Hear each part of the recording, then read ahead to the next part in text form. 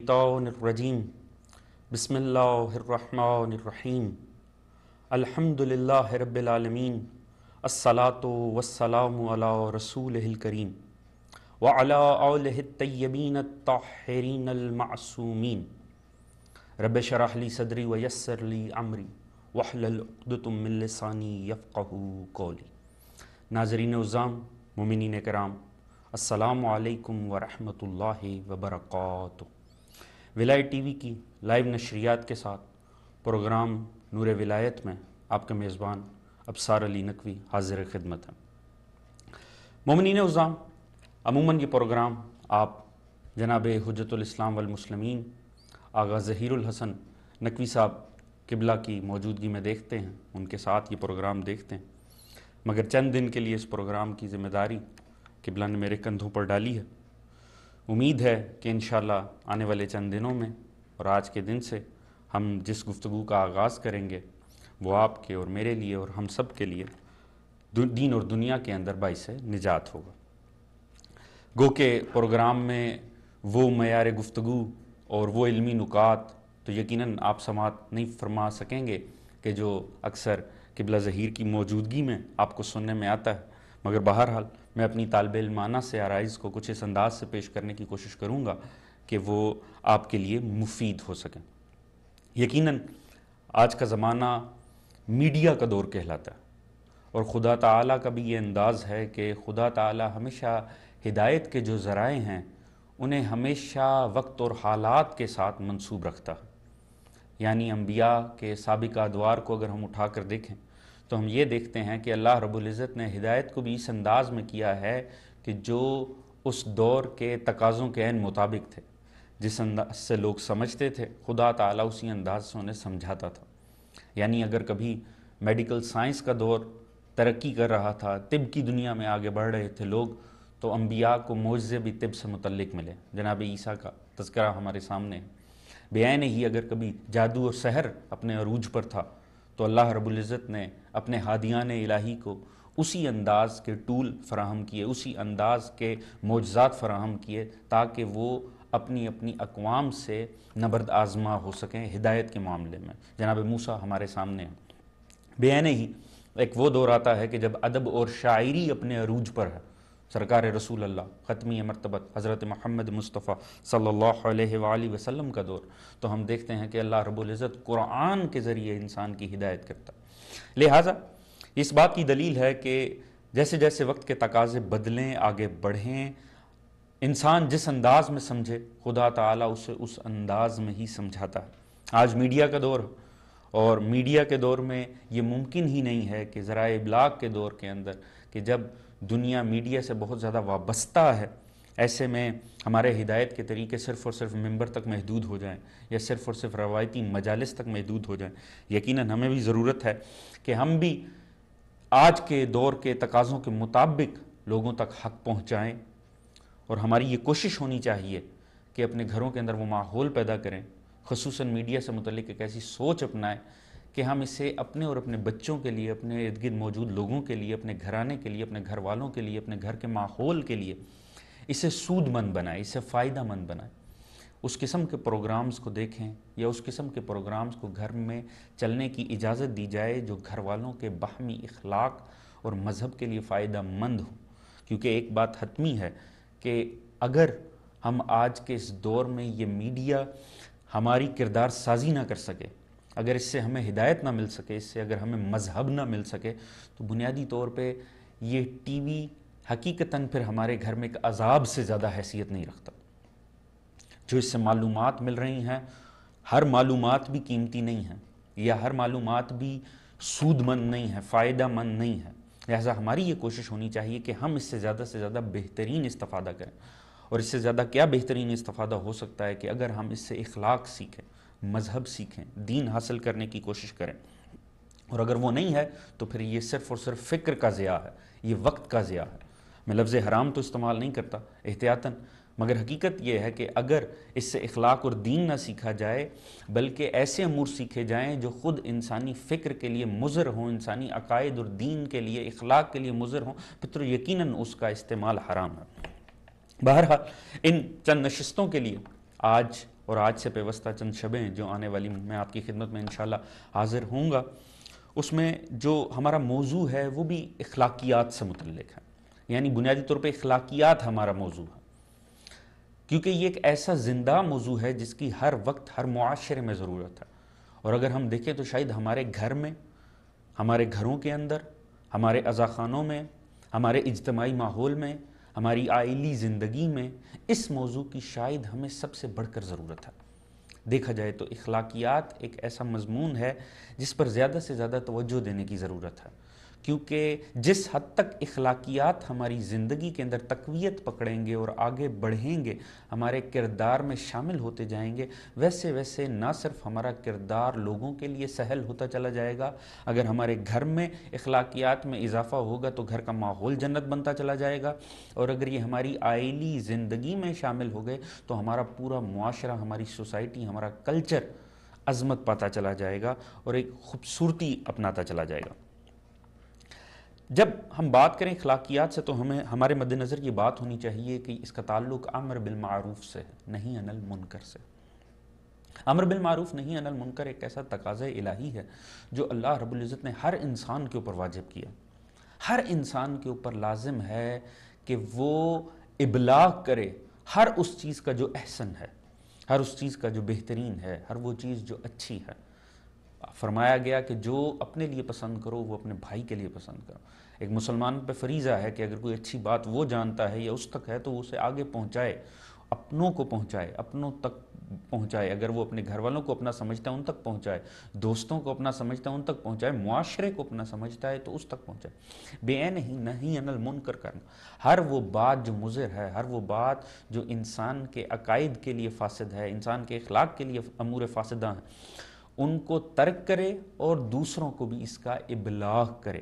لہٰذا یہ ایک ایسا مضمون ہے کہ اس کو سمجھنا صرف اپنی ذات کے لیے فائدہ مند نہیں ہے، بلکہ اگر ہم ان چیزوں کو سمجھیں، اپنی ذات میں شامل کریں اور اپنے معاشرے میں، تو انسان اپنے معاشرے کے لیے ایک انتہائی کارآمد انسان بن سکتا ہے، اور حقیقت پوچھئے تو وارثان معصومین بن سکتا ہے، وارثان ہادیان الہی میں شمار کر سکتا ہے، اگر وہ ہر اچھی بات کو آگے پہنچائے اور بری بات سے لوگوں کو روکے۔ اس بات کو سمجھنے کے لیے، اخلاقیات کی گہرائی میں جانے کے لیے، اس کی حقیقت کو سمجھنے کے لیے ہمیں بطور انسان اپنی عمیق گہرائیوں میں اترنے کی ضرورت ہے۔ بنیادی طور پہ ہمیں خود سے یہ سمجھنا ہوگا کہ جب ہم اپنے لیے لفظ ہم استعمال کرتے ہیں تو بنیادی طور پہ اس سے مراد کیا ہے، یا اگر خدا ہمیں انسان کہہ کر مخاطب کرتا ہے تو اس سے مراد ہمارے اندر وہ کون سی قوت ہے جسے انسان کہہ کر مخاطب کیا گیا۔ یہ جو اخلاقیات ہیں، ان اخلاقیات کا تعلق ہمارے کس پہلو سے ہے، یا اگر ہمیں اچھے اخلاق اپنانے ہیں تو اس کا طریقہ کار کیا ہوگا، اگر ہمیں برے اخلاق رذائلہ کو، فاسدہ کو اپنے سے دور کرنا ہے تو ان کو دور کرنے کا طریقہ کیا ہوگا، تب تک جانا ہی نہیں جا سکتا جب تک ہم اپنی گہرائی کے اندر نہ اتریں، اپنی گہرائی میں نہ اتریں، جب تک خود کو سمجھیں نہ کہ بنیادی طور پہ ہم خود کیا ہیں، ہم اپنی ذات میں کیا ہیں۔ دیکھیے، یہ جسے ہم انسان کہتے ہیں، بڑی واضح سی، بڑی بنیادی قسم کی گفتگو آپ کے سامنے، کیونکہ طالب علم ہوں اور طالب علمانہ سے نکات آپ کے سامنے پیش کروں گا۔ بنیادی طور پہ ہم جسے انسان کہتے ہیں، خدا تعالیٰ نے اسے تمام مخلوقات کے اوپر فضیلت عطا کی ہے، اسے عزت اور عظمت عطا کی ہے، اس سے ایک اہمیت عطا کی ہے۔ اس کی وجہ کیا ہے؟ دیگر مخلوقات بھی خدا تعالیٰ کی ہیں، حیوان، درندے، چرند، پرند سبھی خدا تعالیٰ نے خلق کیے ہیں، اربوں مخلوقات ہیں، کچھ ہمارے سامنے عالم ظاہر کے اندر موجود ہیں، کچھ سمندروں میں رہتی ہیں، کچھ آسمانوں میں رہتی ہیں، کچھ زمین کے اوپر رہتی ہیں، کچھ مٹی میں رہتی ہیں۔ یہ تمام مخلوقات بھی تو خدا تعالیٰ نے خلق کی ہیں، اور اگر اس سے بڑھ جائیں تو بہت ساری ایسی مخلوقات ہیں جو عالم ملکوت سے تعلق رکھتی ہیں، ملائکہ ہیں، جنات ہیں۔ تو آخر خدا تعالیٰ نے انسان کو کس بنیاد پر فضیلت عطا کی؟ وہ کون سا جوہر تھا اس انسان کے اندر جو اس کے لیے باعث فضیلت بنا؟ وہ خدا تعالیٰ جو تمام مخلوقات کا کریٹر ہے، جو سبھی کا خالق ہے، اس نے سب کو خلق کرنے کے بعد انہیں پسند کی۔ اس کی کیا وجہ ٹھہری؟ آخر انسان کے اندر وہ کون سی بنیادی بات تھی؟ یہ تمام سوال ہمیں ایک ہی سمت میں لے کر جائیں گے، ہم اپنی حقیقت کو پہچانیں گے تاکہ ہمارے لیے آسانی پیدا ہو اپنے آپ کو بہترین اخلاق سے مزین کرنے کی اور فاسد امور کو اپنی ذات سے نکال پھینکنے کی۔ یہ تمام چیزیں ہمیں کھینچ کر اپنی گہرائی میں جب لے کر جائیں گی تو تمام جوابات ملتے چلے جائیں گے۔ یہ جسے ہم انسان کہتے ہیں یا ہم کہتے ہیں، تو بنیادی طور پہ انسان کو خدا تعالیٰ نے دو چیزوں کا مجموعہ بنا۔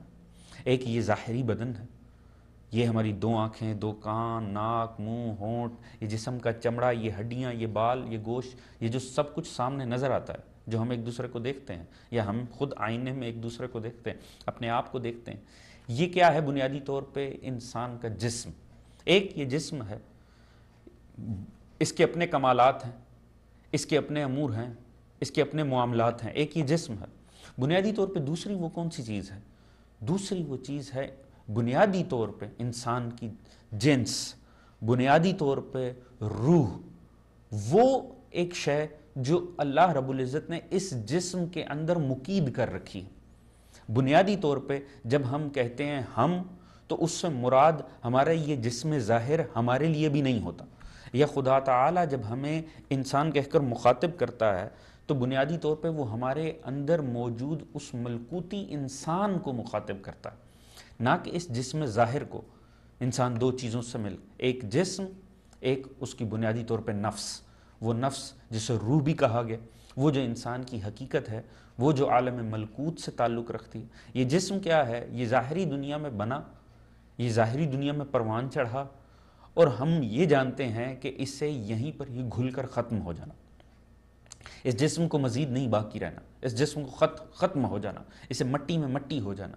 ہاں، خدا تعالیٰ نے اس اصل نفس انسانی کو جب ثبوت مہیا کرنے ہیں تو تب خدا تعالیٰ اس جسم کو بھی دوبارہ سے ظاہر کرے گا، کہ جو پھر دلیل کے طور پہ اس نفس کے سامنے کھڑا ہو کر بتائے گا کہ اس نفس نے اسے کس انداز میں استعمال کیا، ان آنکھوں کو کیسے استعمال کیا گیا، ان ہونٹوں کو کیسے استعمال کیا گیا، اس چہرے کو کیسے استعمال کیا گیا، ان کانوں کو کیسے استعمال کیا گیا، اس زبان کو کیسے استعمال کیا گیا، ان قدموں اور ہاتھوں کو کیسے استعمال کیا گیا۔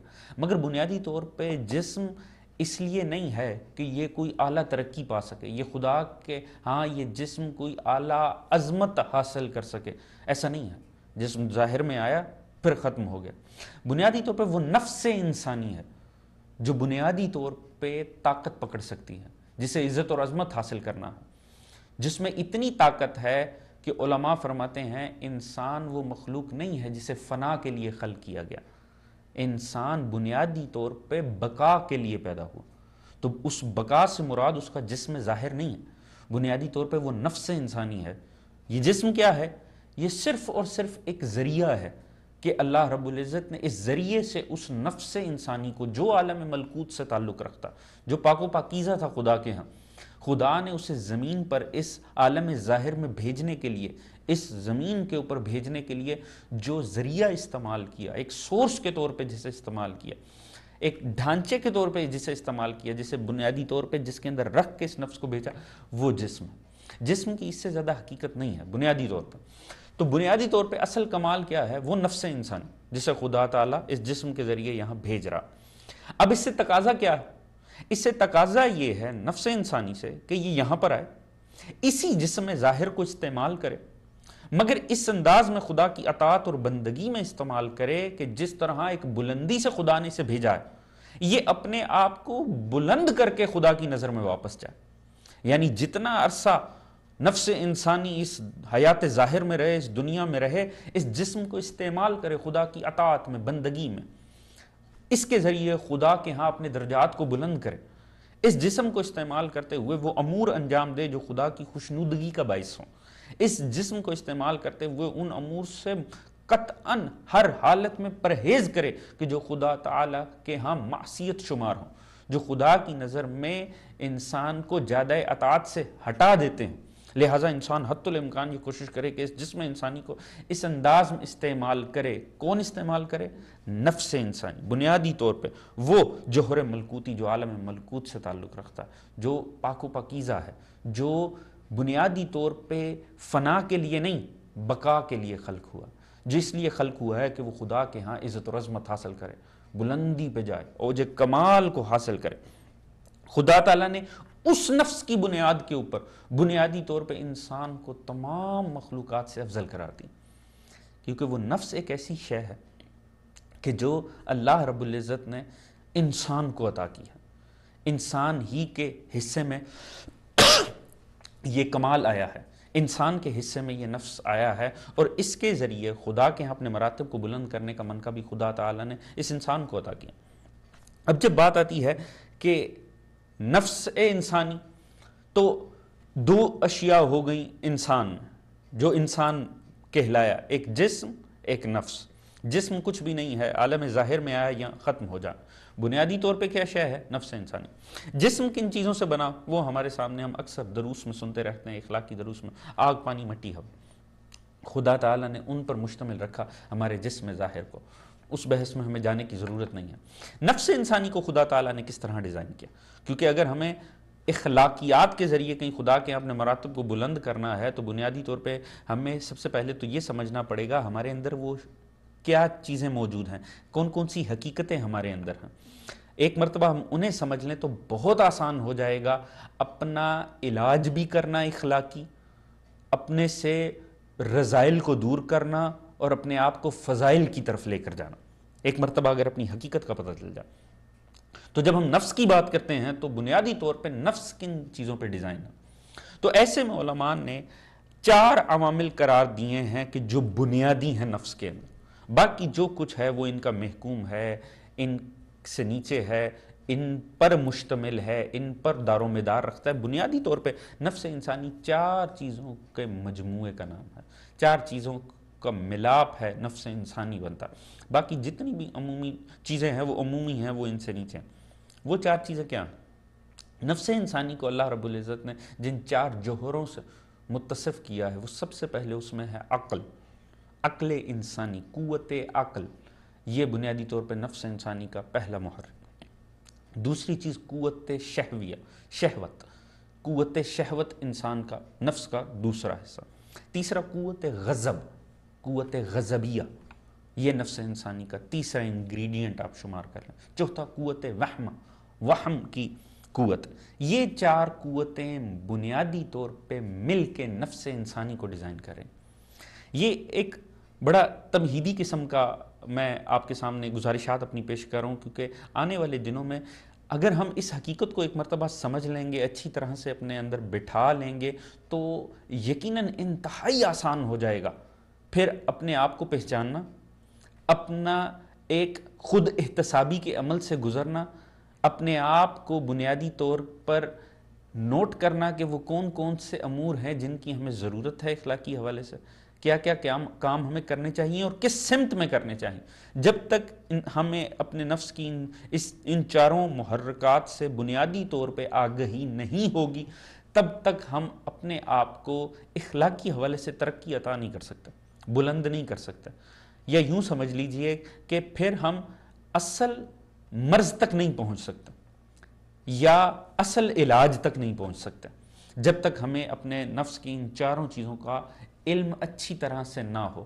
اور انسان جتنا اپنے لیے خود بڑا عادل ہے، اور کوئی ویسا عادل نہیں کر سکتا، جس طرح انسان خود اپنے آپ کو جج کر سکتا ہے، کوئی دوسرا اسے جج نہیں کر سکتا۔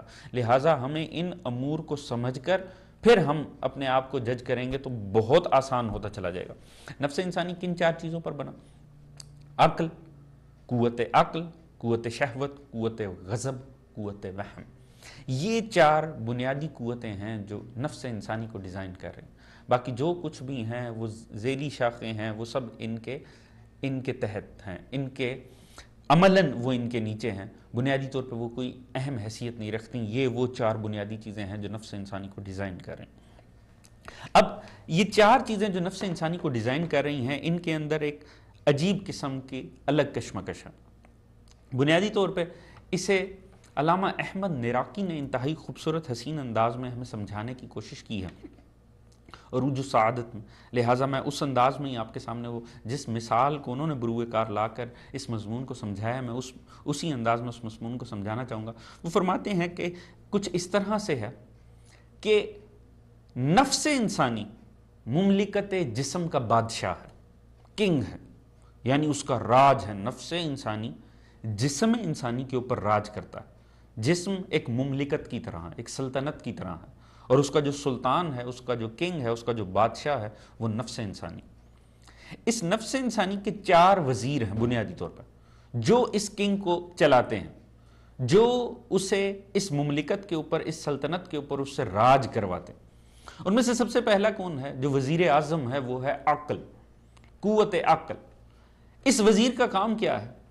اس وزیر کا کام یہ ہے کہ حتی الامکان یہ کوشش کرے کہ جو اس مملکت جسم کا سلطان ہے، بادشاہ ہے، نفس انسانی، وہ حق چلے، بہترین فیصلے کرے، احسن انداز میں اس مملکت کو رن کرے، کمال انداز میں چیزوں کو لے کر چلے، اور دوسرے وزراء سے بہترین استفادہ کرے۔ یہ کون کرتا ہے؟ وزیر اعظم، قوت عقل۔ قوت عقل کا کام یہ ہے کہ نفس کی تربیت اس انداز میں کرے، نفس کو اپنے زیر اثر رکھے، اس انداز میں کہ نفس کہیں بہک نہ جائے، کہیں بھڑک نہ جائے، کہیں اس جسم کا نقصان نہ کر بیٹھے، بلکہ وہ بہترین انداز سے اس جسم کے اوپر حکمرانی کرے۔ اور جو دیگر وزراء ہیں، قوت غضب، قوت وحم، قوت شہوت، ان سے بھی بہترین انداز میں استفادہ کرے، بہترین فائدہ اٹھائے، بہترین انداز میں انہیں یوٹیلائز کرے اس مملکت کے حق میں، اس سلطنت کے حق میں۔ یہ کام کس کا ہے؟ عقل کا۔ دوسرا وزیر کون سا؟ قوت شہوت۔ اس کی بنیادی ذمہ داری تو یہ ہے کہ یہ ایسے امور انجام دے کہ جس میں انسانی حالت اعتدال کے اندر ہے، بقائے نسل اس کے اوپر موقوف ہے، اعضائے جسمانی کا ربط میں رہنا اس کے اوپر موقوف ہے، اور جسم انسانی کا ٹھیک رن کرنا اس کے اوپر موقوف ہے۔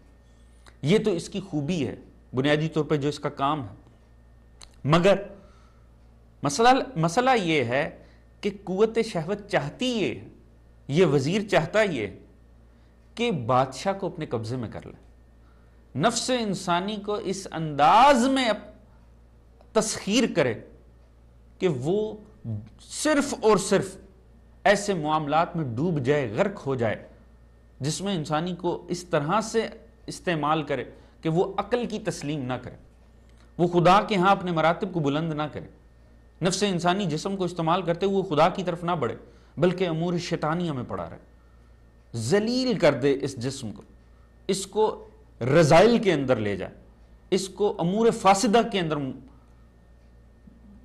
استعمال کرے، اس کو امور فاسدہ کے اندر غرق کر دے۔ یہ کس کا کام ہے؟ قوت شہوت کا۔ یعنی اس کی کوشش ہمہ وقت یہ رہتی ہے کہ عقل کی تسلیم نہ کرنے دے۔ تیسری قوت غضب۔ قوت غضب کا بنیادی کام کیا تھا؟ بنیادی کام اس کا جسم انسانی کے لیے یہ تھا، یہ نفس کی یہ خدمت انجام دے کہ جسم کی طرف بڑھنے والے تمام خطرات کو دور کرے۔ قوت غضب کا بنیادی کام یہ تھا کہ بنیادی طور پہ اس کے ہوتے ہوئے جسم انسانی کو نقصان نہ پہنچے، بلکہ جب بھی جسم کو نقصان ہونے لگے یہ آگے بڑھ کر جسم کو محفوظ کرے، حتی الامکان بچائے۔ یہ اس کا ایک مثبت استعمال تھا۔ مگر بنیادی طور پہ قوت غضب بھی وہ ہے کہ جس کی پوری کوشش یہ ہوتی ہے کہ نفس، یعنی جو مملکت کا بادشاہ ہے، وہ کسی صورت بھی وزیر اعظم عقل کی تسلیم نہ کرے، بلکہ وہ اس کی اطاعت کرے، اور اگر اس کی اطاعت کرے تو کیا کرے؟ جھگڑوں میں ملوث رہے، دنگا کرے، فساد کرے، لڑے، لوگوں کو آزار پہنچائے، تکلیف پہنچائے، ایسے امور انجام دے جو جنگ و جدال کا باعث بنے۔ یہ اس کا کام ہے، عقل سے دور کرے۔ چوتھی چیز قوت وہم۔ بنیادی طور پہ اس کا کام کیا ہے؟ چیزوں کی عمیق گہرائی کے اندر اترنا، باریکیوں کو پہچاننا، نفس انسانی کو اس قابل بنانا کہ وہ گہرائی میں جا کر فیصلے کر سکے، تدبر سے کام لے سکے، حقیقتوں کی، اشیاء کی ماہیت کو جان سکے۔ بنیادی طور پہ اس کا مقصد یہ تھا۔ مگر کوشش اس کی کیا ہوتی کہ نہیں، نفس انسانی کو اس انداز میں اپنے قبضے میں کر لے کہ انسان شکی القلب ہو جائے، انسان جب سوچے تو نیگیٹو سوچے، فیصلے کرے تو لوگوں کے لیے باعث تکلیف، کسی کے اوپر اعتبار نہ کرے، یقین نہ کرے، بدگمانیاں پیدا کرے، اشکال پیدا کرے، باعث تکلیف میں۔ یعنی بنیادی طور پہ 4 عوامل ہیں نفس انسانی کے۔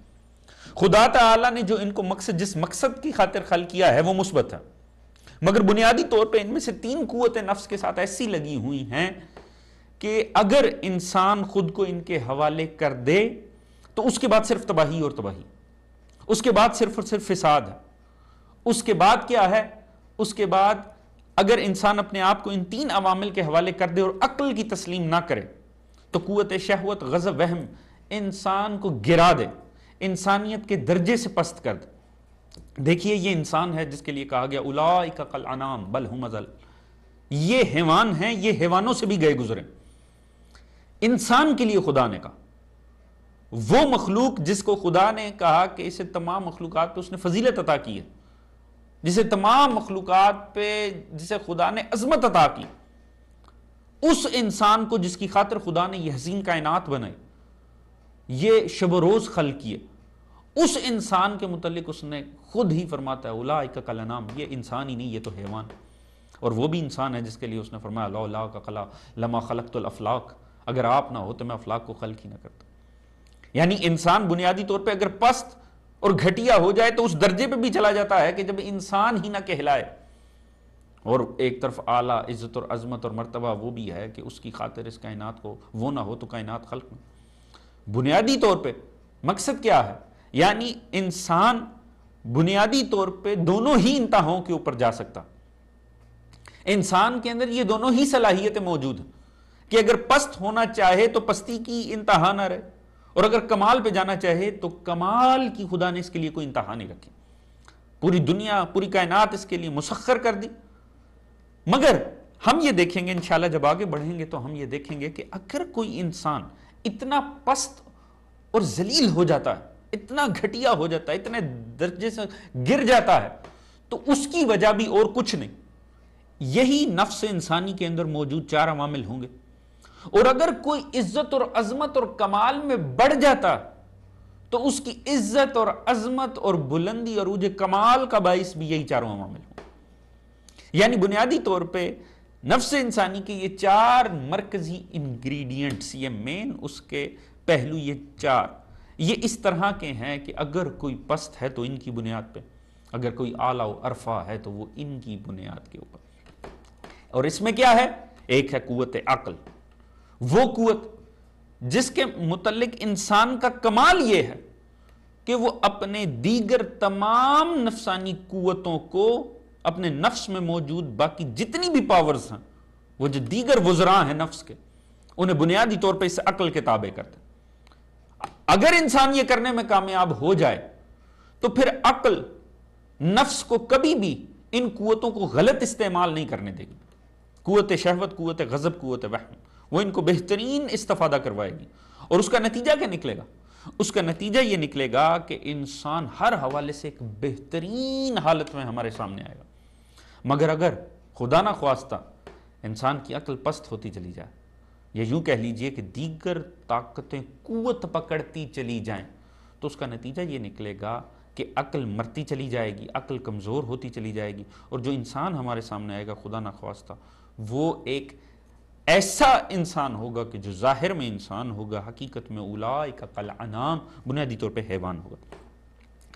معزز ناظرین، انشاءاللہ ہم اس موضوع کو آگے بڑھائیں گے، اور میری کوشش ہوگی کہ یہ آج کا جو تمہیدی لیکچر تھا، اس کے بعد ہم مخصوص خصوصیات کے اوپر گفتگو کریں۔ آنے والی چند شبیں جو ہمارے پاس ہیں، انشاءاللہ میرے ساتھ آپ کا جو وقت گزرے گا، کوشش ہوگی کہ ہم مخصوص ان انسان کی صفات کے اوپر تذکرہ کریں جو روزمرہ میں جن سے ہمارا زیادہ سامنا ہوتا ہے، یا نفس انسانی سے متعلق وہ امور، اخلاق سے متعلق وہ اخلاقی امور کہ جو ہمیں روزمرہ میں ایک دوسرے کی شخصیات میں نظر آتے ہیں، یا جو ہم اپنے اندر پیدا کرنا چاہتے ہیں، یا جن سے ہم جان چھڑانا چاہتے ہیں، یا جو خوبیاں ہم دوسروں میں دیکھنا چاہتے ہیں۔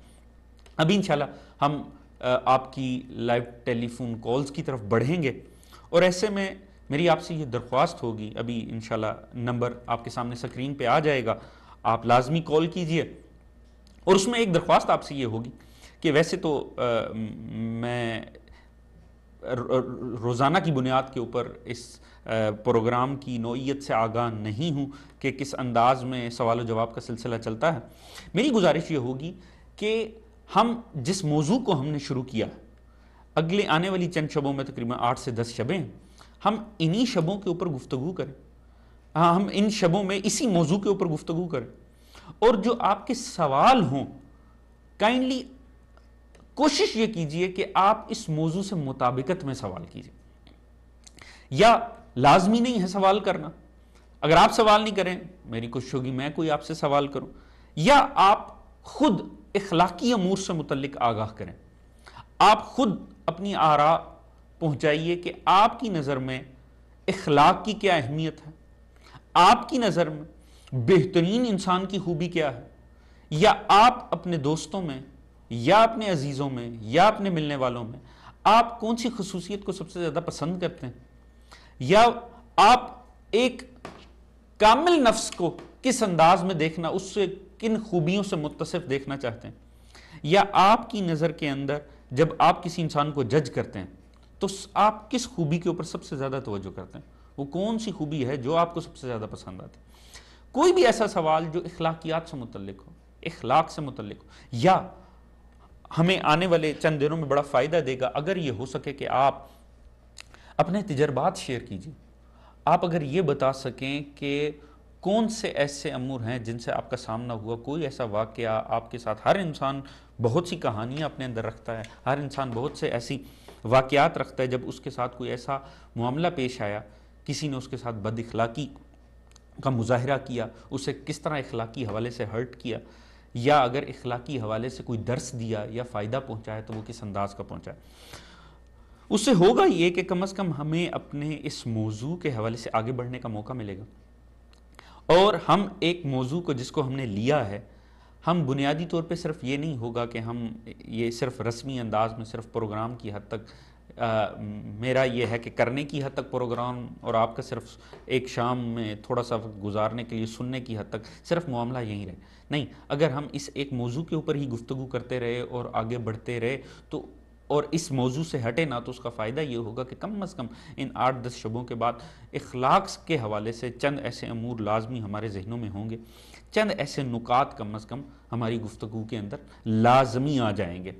ہوتا یہ ہے کہ بنیادی طور پہ کیونکہ چند ایک پروگرام کرنے کا مجھے مولانا ظہیر حسن نقوی صاحب قبلہ کے ساتھ موقع ملا ہے، اس میں ہوتا یہ رہا ہے کہ جس موضوع کے اوپر ہم گفتگو کر رہے ہوتے ہیں، جو کالز کا سلسلہ جب شروع ہوتا ہے تو وہ بات پھر ہر کال ایک اپنے میں ایک نیا موضوع شروع کر دیتی. لہٰذا آپ کے کوئی اس قسم کے سوالات جو ہٹ کے ہوں یا الگ سے ہوں، کوشش یہ کیجئے گا کہ ہم انہیں انشاءاللہ بعد میں، آپ ریگولر یہ پروگرام قبلہ کے ساتھ کرتے رہیں گے، ان میں لازمی وہ چیزیں پیش کریں، مگر کم از کم اس پروگرام کے اندر یا ان پروگراموں کے اندر حتی الامکان کوشش کریں. بہرحال آپ کچھ اگر کہنا چاہیں، کسی حوالے سے کوئی چیز پہنچانا چاہیں، وہ آپ کی مرضی ہے، مگر حتی الامکان بہرحال یہ کوشش کی جائے کہ جو گفتگو ہو وہ اس موضوع کے حوالے سے ہو. کیونکہ میں نے عرض کیا کہ اگر دیکھا جائے تو یہ ایک ایسا، میں نے لفظ استعمال کیا، زندہ موضوع، آج جس کی ہمیں سب سے زیادہ ضرورت ہے بنیادی طور پہ وہ اخلاقیات ہے. وہ اخلاقیات کو درست کرنا ہے اور وہ برے اخلاق سے بچنا ہے. بنیادی طور پہ اس کی اہمیت اور عزت اور عظمت یہ ہے کہ علماء اس اخلاقیات کے مضمون کو، یعنی علم اخلاق کو اکسیر اعظم قرار دیتے ہیں. یعنی نفس انسانی کے حوالے سے، انسان کی تربیت کے حوالے سے بہترین اگر کوئی علاج ہے تو وہ اخلاق ہے. اخلاق کی اہمیت یہ ہے، بنیادی اس کی اہمیت کا آپ اندازہ یہ کیجئے کہ اسلام سراسر اخلاق ہے، اور ایسا ممکن ہی نہیں ہے کہ جہاں اخلاق نہ ہو وہاں دین ہو. یہ یکسر ممکن ہی نہیں، اصلاً ممکن نہیں ہے کہ ایک جگہ اخلاق نہ ہو وہاں دین ہو، کیونکہ دین ہمیشہ اخلاق کو فالو کرتا. دین ہمیشہ وہاں پر ہوتا ہے جہاں پر اخلاق ہوتا، اور اس کی سب سے بڑی دلیل یہ ہے ہمارے سامنے سیرت پیغمبر ختمی مرتبت حضرت محمد مصطفیٰ صلی اللہ علیہ وآلہ وسلم کی ذات بابرکت، آپ کی ذات اقدس. اللہ رب العزت نے ختمی مرتبت کو 40 سال تک آپ سے دین کا ابلاغ نہیں کروایا. 40 سال تک کیا پیغمبر بالکل آپ کی سیرت معطل رہی؟ نہیں، 40 سال تک آپ قوم کے اندر اخلاقیات کا مظاہرہ کرتے رہے، اخلاق پھیلاتے رہے. لوگ آپ کے اخلاق کو پہلے تسلیم ہوئے، اس کے بعد ان پر دین پیش کیا گیا. یعنی اخلاق کی کیا اہمیت ہوگی کہ 23 سال اللہ رب العزت نے ظاہری دین کا ابلاغ کروائے پیغمبر آخر سے، اور 40 سال تک سراسر اخلاق کو آگے پہنچا. اس سے اندازہ کیجئے کہ اخلاق کتنی بڑی بنیاد ہے دین کی. جہاں اخلاق نہیں ہے وہاں دین نہیں. اور حقیقت یہ ہے جہاں اخلاق نہیں ہے وہاں معاشرہ قائم ہی نہیں رہ سکتا. وہاں گھر تو ہوتے ہیں، امن نہیں ہوتا. وہ معاشرہ اور عائلی زندگی تو ہوتی ہے، سکون نہیں ہوتا. وہاں سینٹرز اور کمیونٹی لائف تو ہوتی ہے مگر اصلاً حقیقی دوستی اور محبت نہیں ہوتی. اخلاق نہ ہو تو ظاہری دوستی مفاد کی حد تک تو ہوتی ہے، روح و دل میں نہیں اترتی. حقیقی محبت، حقیقی دوستی انسان کو حاصل ہی نہیں ہو سکتی جب تک کہ اخلاقیات اس کی بنیاد نہ بنے. اس کی اتنی عزت اور عظمت ہے کہ اللہ رب العزت دین کا ابلاغ بعد میں کروا رہا، توحید بعد میں پیش کروا رہا، نبوت بعد میں دے رہا، رسالت کا عقیدہ بعد میں آ رہا، قیامت کا تذکرہ بعد میں آ رہا. اللہ رب العزت سب سے پہلے انتہائی درجے تک اخلاقیات کو، یہی وجہ ہے کہ علماء، سابقہ علماء اس طرح کرتے رہے ہیں اور اس چیز کو ہی فائدہ مند جانتے ہیں کہ پہلے طالب علم کو اخلاقیات کے درس دیے جائیں، اخلاقیات پڑھائے. جب تک اخلاق میں کامل نہ ہو وہ دیگر تعلیم، چاہے دینی تعلیم ہو چاہے دنیاوی تعلیم ہو، وہ تب تک شروع کروانے کے حق میں نہیں جب تک اخلاقی تعلیم کامل نہ ہو جائے. کیوں؟ کیونکہ علماء کی نظر میں اگر اخلاق نہیں ہے یا اخلاق کامل نہیں ہے یا اخلاقیات نہیں ہے تو کسی قسم کی تعلیم کا فائدہ ہی نہیں، بے فائدہ ہے وہ تعلیم. نہ صرف یہ کہ بے فائدہ ہے، اگر اخلاق نہیں ہے تو وہ تعلیم بھی سراسر نقصان ہے انسان کے لیے، مضر ہے انسان کے لیے، باعث تکلیف و رنج ہے انسان کے لیے، اسے فائدہ نہیں دے رہی. ایک تو یہ ہے کہ فائدہ نہ دینا، اسے الٹا نقصان دے رہی بنیادی طور پر. کیونکہ اگر ظرف پاک نہیں ہوگا، آپ جتنا بھی پاک و پاکیزہ شے کسی نجس برتن میں ڈال دیں، بہرحال اسے نجس ہی ہونا، کیونکہ ظرف ہی پاک نہیں تھا. اخلاق کرتا کیا ہے؟ ظرف انسانی کو پاک کرتا، پاکیزہ کرتا، خوبصورت کرتا، سنوارتا، پھر اس کے بعد اس کے اندر جو بھی ڈالا جائے وہ اس کے لیے فائدہ مند ہے. اگر پہلے سے ہی ٹھیک نہیں ہے تو پھر کوئی فائدہ نہیں. اگر جسم میں فساد پڑ چکا، امور فاسدہ کا شکار ہے، جتنا بھی کھلاتے چلے جائیں وہ انسان کے لیے الٹا نقصان دے، اس کی صحت کے لیے فائدہ نہیں دے گا. اخلاق بعین ہی ایسا، جب تک کسی کردار کے اندر اخلاق نہ ہو، نہ اس کے اندر مذہب کا فائدہ ہے اور نہ ہی مذہب آ سکتا اور نہ ہی کسی دوسری تعلیم کا. یہی وجہ ہے کہ اگر ہم اور کچھ نہیں تو اپنا ظاہری نظام تعلیم دیکھیں اور ظاہری ہم اپنے معاملات کو دیکھیں، خصوصاً جن معاشروں میں ہم رہتے ہیں، چاہے وہ ہمارا آبائی ملک کا معاشرہ ہو چاہے یہ ہمارا اس ملک کا معاشرہ ہو، کہیں پر تعلیم تو ہے اور تعلیم کے نام پر دیا جا رہا، پڑھایا جا رہا ہے، تعلیم و تربیت کے نام پر، مگر دیکھا جائے تو اخلاق ناپید ہے، اخلاق ہے ہی نہیں، سرے سے نہیں. تعلیم ہے اور ہم اسی میں خوش ہیں کہ کم از کم بچے تعلیم حاصل کر رہے ہیں، مگر بنیادی طور پہ دیکھا جائے اخلاق نہ ہونے کا نقصان یہ ہے کہ پھر تعلیم تو ہے مگر اخلاقی امور کا شعور ہی نہیں ہے.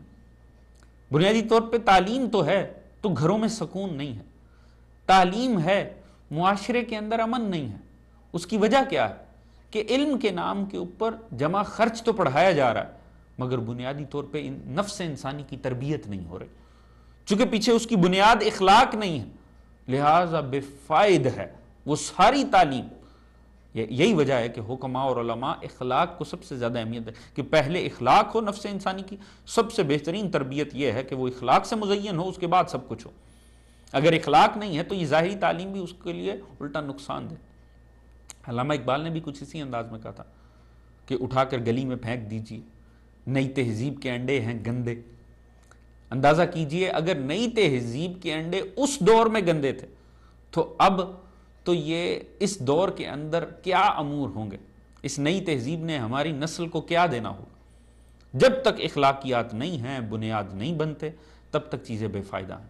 حتیٰ علم بھی فائدہ نہیں دیتا، کیونکہ علم بھی بنیادی طور پہ وہ کتابوں اور صفحات کے اوپر چپکے ہوئی الفاظ نہیں.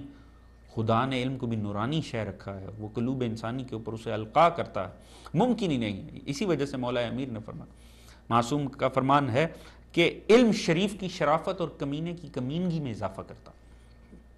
یعنی بنیادی طور پہ ہے تو علم جو کہ ایک نورانی شے ہے، خوبصورت شے ہے، مگر اگر نفس شریف ہوگا، بہترین نفس کے اندر آئے گا، اعلیٰ نفس کے اندر یہ علم آئے گا تو یہ باعث فائدہ مند ہوگا. اس کی شرافت میں اضافہ کرے گا، اس کے کمالات میں اضافہ کرے گا، اس کے ظاہر کو سجا دے گا، سنوار دے گا، ایک ایسی خوبصورت شخصیت خلق کرے گا جس کے پاس آپ بیٹھنا چاہیں گے، جس سے آپ بات کرنا چاہیں گے، جس سے آپ ربط میں رہنا چاہیں گے، جس کے ساتھ آپ منسوب ہونا چاہیں گے، جس سے آپ فائدہ حاصل کرنے کی کوشش کریں گے، جس سے استفادہ کرنا چاہیں گے، جس سے معاشرہ بھی فائدہ اٹھائے گا، اس کی ذات کو تو فائدہ پہنچے گا ہی، اس عالم کی جس شریف نفس کے پاس علم جائے گا، نہ صرف وہ مستفید ہوگا، اس کے ارد گرد والے مستفید ہوں گے، پوری سوسائٹی اس سے فائدہ اٹھائے گی۔ مگر بنیادی طور پہ بیسکلی دوسری طرف اگر نفس ہی پاک نہیں ہوگا، اگر نفس ہی اچھا نہیں ہوگا، اگر نفس کے اندر کمینگی ہوگی، جو اس بات کی دلیل ہے کہ اخلاق نہیں ہوگا یا اخلاقی امور نہیں ہوں گے، تو کیا ہوگا؟ وہ اس کے لیے بھی نقصان دہ ہوگا، یعنی وہ اسے کیا بنا دے گا؟ وہ اسے ایک ایسی شے بنائے گا جو اس کے حق میں اور دوسروں کے لیے بھی نقصان دہ ہوگا۔ بارہ کالز کی طرف بڑھتے ہیں اور پہلی کال لیتے ہیں۔ السلام علیکم۔ وعلیکم السلام ورحمۃ اللہ وبرکاتہ۔ مولانا سید افسر مکی صاحب قبلہ، میں ہادی باقری ہوں۔ الحمدللہ بہت خوشی ہو رہی ہے ہادی باقری آپ کو، آگے سب کیسے ہیں؟ ٹھیک ٹھاک ہیں؟ خیریت؟ الحمدللہ آپ کو نظر بس سے بچائے۔ بہت شکریہ، اللہ تعالیٰ آپ کو آپ جس طرح سے ممبر پر خدمت کرتے ہیں تو اس میں خود ہی اسی طرح سے آج ولایت ٹی وی کے اسکرین پر بھی کر رہے ہیں، ماشاءاللہ۔ اللہ تعالیٰ آپ کو سلامت رکھے۔ ماشاءاللہ پہلی کال ہی آپ کی آئی ہے اور آپ کی کال آنا بڑا باعث برکت ہے میرے لیے، جناب ہادی باقری صاحب۔ اور آگا صاحب نیو یارک میں تشریف رکھتے ہیں نا؟ ویسے ہم بھی آپ کے علم میں ایک چھوٹے موٹے طالب علم ہیں، اور اس میں جو ہے یہ معرضہ تھا کہ جو موضوع آپ لے کے چلے ہیں، سبحان اللہ، واقعی اگر مومنین سب جو ہے توجہ سے سماعت فرمائیں گے تو کافی فائدہ ہوگا۔ میں بھی جو ہے اتفاق سے کچھ موقع ملا تھا تو میں متوجہ تھا۔ اس کے اندر مولانا آپ نے جو مختلف باتوں کی طرف متوجہ کیا تو یہ ذہن میں آیا میرے کہ یقیناً آپ کی جو نظر ہے اور آپ کا جو فکر ہے، سبحان اللہ، مگر اس میں سے 4 الفاظ جو استعمال کیے گئے تو اس میں بسم اللہ جیسے خودنامی اخلاقیات آپ نے جو رکھا ہے، تو اس میں یہ مولانا کہ بعضی لوگ جو اخلاقیات کہتے ہیں اور اسی طرح سے آپ نے اطاعت کا، بعضی لوگ اطاعت کہتے ہیں، اور آپ نے ایک لفظ امور استعمال کیا، بعضی لوگ امور کہتے ہیں، اور ہدایت آپ نے کہا بعضی لوگ ہدایت کہتے ہیں۔ تو کیا دونوں بھی صحیح ہے یا اس میں جو ہے بعضی لوگ کیا مبالغہ کرتے ہیں، کیا ہے؟ اگر یہ ان میں 2 الفاظ ہدایت اور اطاعت، اس کے حوالے سے گزشتہ دنوں ہی ایک صاحب نظر نے، مطلب کہ آپ یوں کہہ لیجئے کہ عالمانہ اس میں تو نہیں، مگر یہ ہے کہ ادبی حوالے سے گہری نگاہ رکھنے والے، انہوں نے بلکہ مجھے اس طرف متوجہ فرمایا کہ اصلاً لفظ ہدایت ہمارے ہاں ہدایت بولا جاتا، تو انہوں نے اس کی طرف متوجہ کیا کہ لفظ ہدایت ہے اور لفظ ہدایت ہی بولا جانا چاہیے، جبکہ یہ ہماری یوں کہہ لیجئے کہ مروجہ جو ایک ممبر کی زبان بن چکی ہے یا ہمارے روزمرہ کلام میں، تو اس میں اطاعت اور ہدایت کا اس میں دخل یہ، مگر میں نے آپ سے عرض کیا کہ یہ کسی عالم شخصیت نے نہیں بلکہ بنیادی طور پہ ادب سے تعلق رکھنے والی، زبان سے تعلق رکھنے والی شخصیت نے اس طرف متوجہ کیا۔ میرے خیال میں آپ اس کا زیادہ بہترین انداز میں اس کے اوپر بتا سکیں گے، اگر مطلب کہ اگر آپ چاہیں تو۔ مولانا ایسی کوئی بات نہیں ہے، صرف جو ہے ایسے اس بات سے میں جو متوجہ ہو رہا تھا تو تھوڑا سا ذہن میں یہ آیا کہ اس میں جو ہے آپ ہی سمجھے تو اچھی ڈال سکتے ہیں۔ نہیں صاحب، وہ میں ہمیشہ وہ ایک معذرت چاہتا ہوں، اگر مروج آتا ہے ہر جگہ جو ہے جو مروج ہوتا ہے تو ممکن ہے بعضی جگہوں پر دونوں بھی مروج ہوں گے، استعمال سبھی بہت سے لوگ کرتے ہیں، آپ بھی بہت سے لوگ کر رہے ہیں، تو یہ بھی کرتے ہیں وہ بھی کرتے ہیں، علماء بھی، ذاکرین بھی، عام بھی، خاص بھی، تو ایسا مجھے ذہن میں آیا تھا کہ میں یہ معلوم کروں۔ بہت بہت شکریہ۔ نہیں آگا میں چاہوں گا کہ ابھی میں معذرت چاہوں گا، میں آپ کو کچھ وقت لینا چاہوں گا اس حوالے سے کہ دیکھیں بڑا باعث برکت ہے کہ اگر ایک عالم دین ہی نے پہلی کال کی ہے، تو میں اس حوالے سے آپ سے یہ گزارش کرنا چاہوں گا، کیونکہ ابھی جیسا کہ مضمون کی ابتدا ہے اور انشاءاللہ آگے آنے والی نشستوں میں ہم اس کے اوپر گفتگو کریں گے، میں یہ آپ سے چاہوں گا کہ آپ اس حوالے سے کیا کہنا چاہیں گے کہ آج آپ چونکہ ایک ایسی شخصیت ہیں کہ جن کا مجالس میں بھی جانا ہوتا ہے، سینٹرز میں بھی جانا ہوتا ہے، دیگر جگہوں پر بھی مومنین سے ملنا ہوتا ہے، آپ کی نظر میں آج ہماری جو ایک سیٹ اپ ہے، جو ہمارا مومنین کا ایک سیٹ اپ بن چکا ہے، جس طرح کی ہماری کمیونٹی ڈیزائن ہوئی ہے، اس میں اخلاقیات کی اہمیت کتنی ہے؟ ہم اپنی کمیونٹی کو مد نظر رکھ کے اگر میں آپ سے یہ سوال کرنا چاہوں۔ جی میں تو اس وقت اکثر میں اصل میں یہ اس وقت مجھے بھی کچھ موقع ملتا ہے تو عموماً میں مولانا ظہور حسن صاحب کی بلا کے شو میں بھی اکثر جو ہے بازی سوالات وغیرہ کر لیتا ہوں، بازی جو کلیریفیکیشن وغیرہ، تو اس لحاظ سے اس وقت تو الحمدللہ آپ کا ٹائم ہے اور آپ الحمدللہ بہت ہی مضامین وغیرہ پیش کر رہے ہیں۔ انشاءاللہ میں ویسے اس وقت تو میری تیاری بھی نہیں ہے، نہیں، اسی لیے ایک بڑا جرنل سا جی انشاءاللہ مجھے بڑی خوشی ہوگی اگر آپ میرا ساتھ دیں گے آنے والے نشستوں میں انشاءاللہ بڑا لطف آئے گا۔ جی بہت شکریہ، بہت شکریہ، اللہ تعالیٰ آپ کو سلامت رکھے۔ ہادی باقری صاحب سے نیو یارک سے بہت شکریہ جی، خدا حافظ، خدا حافظ۔ ایک اور کال ہمارے ساتھ ہے، کال لیتے ہیں۔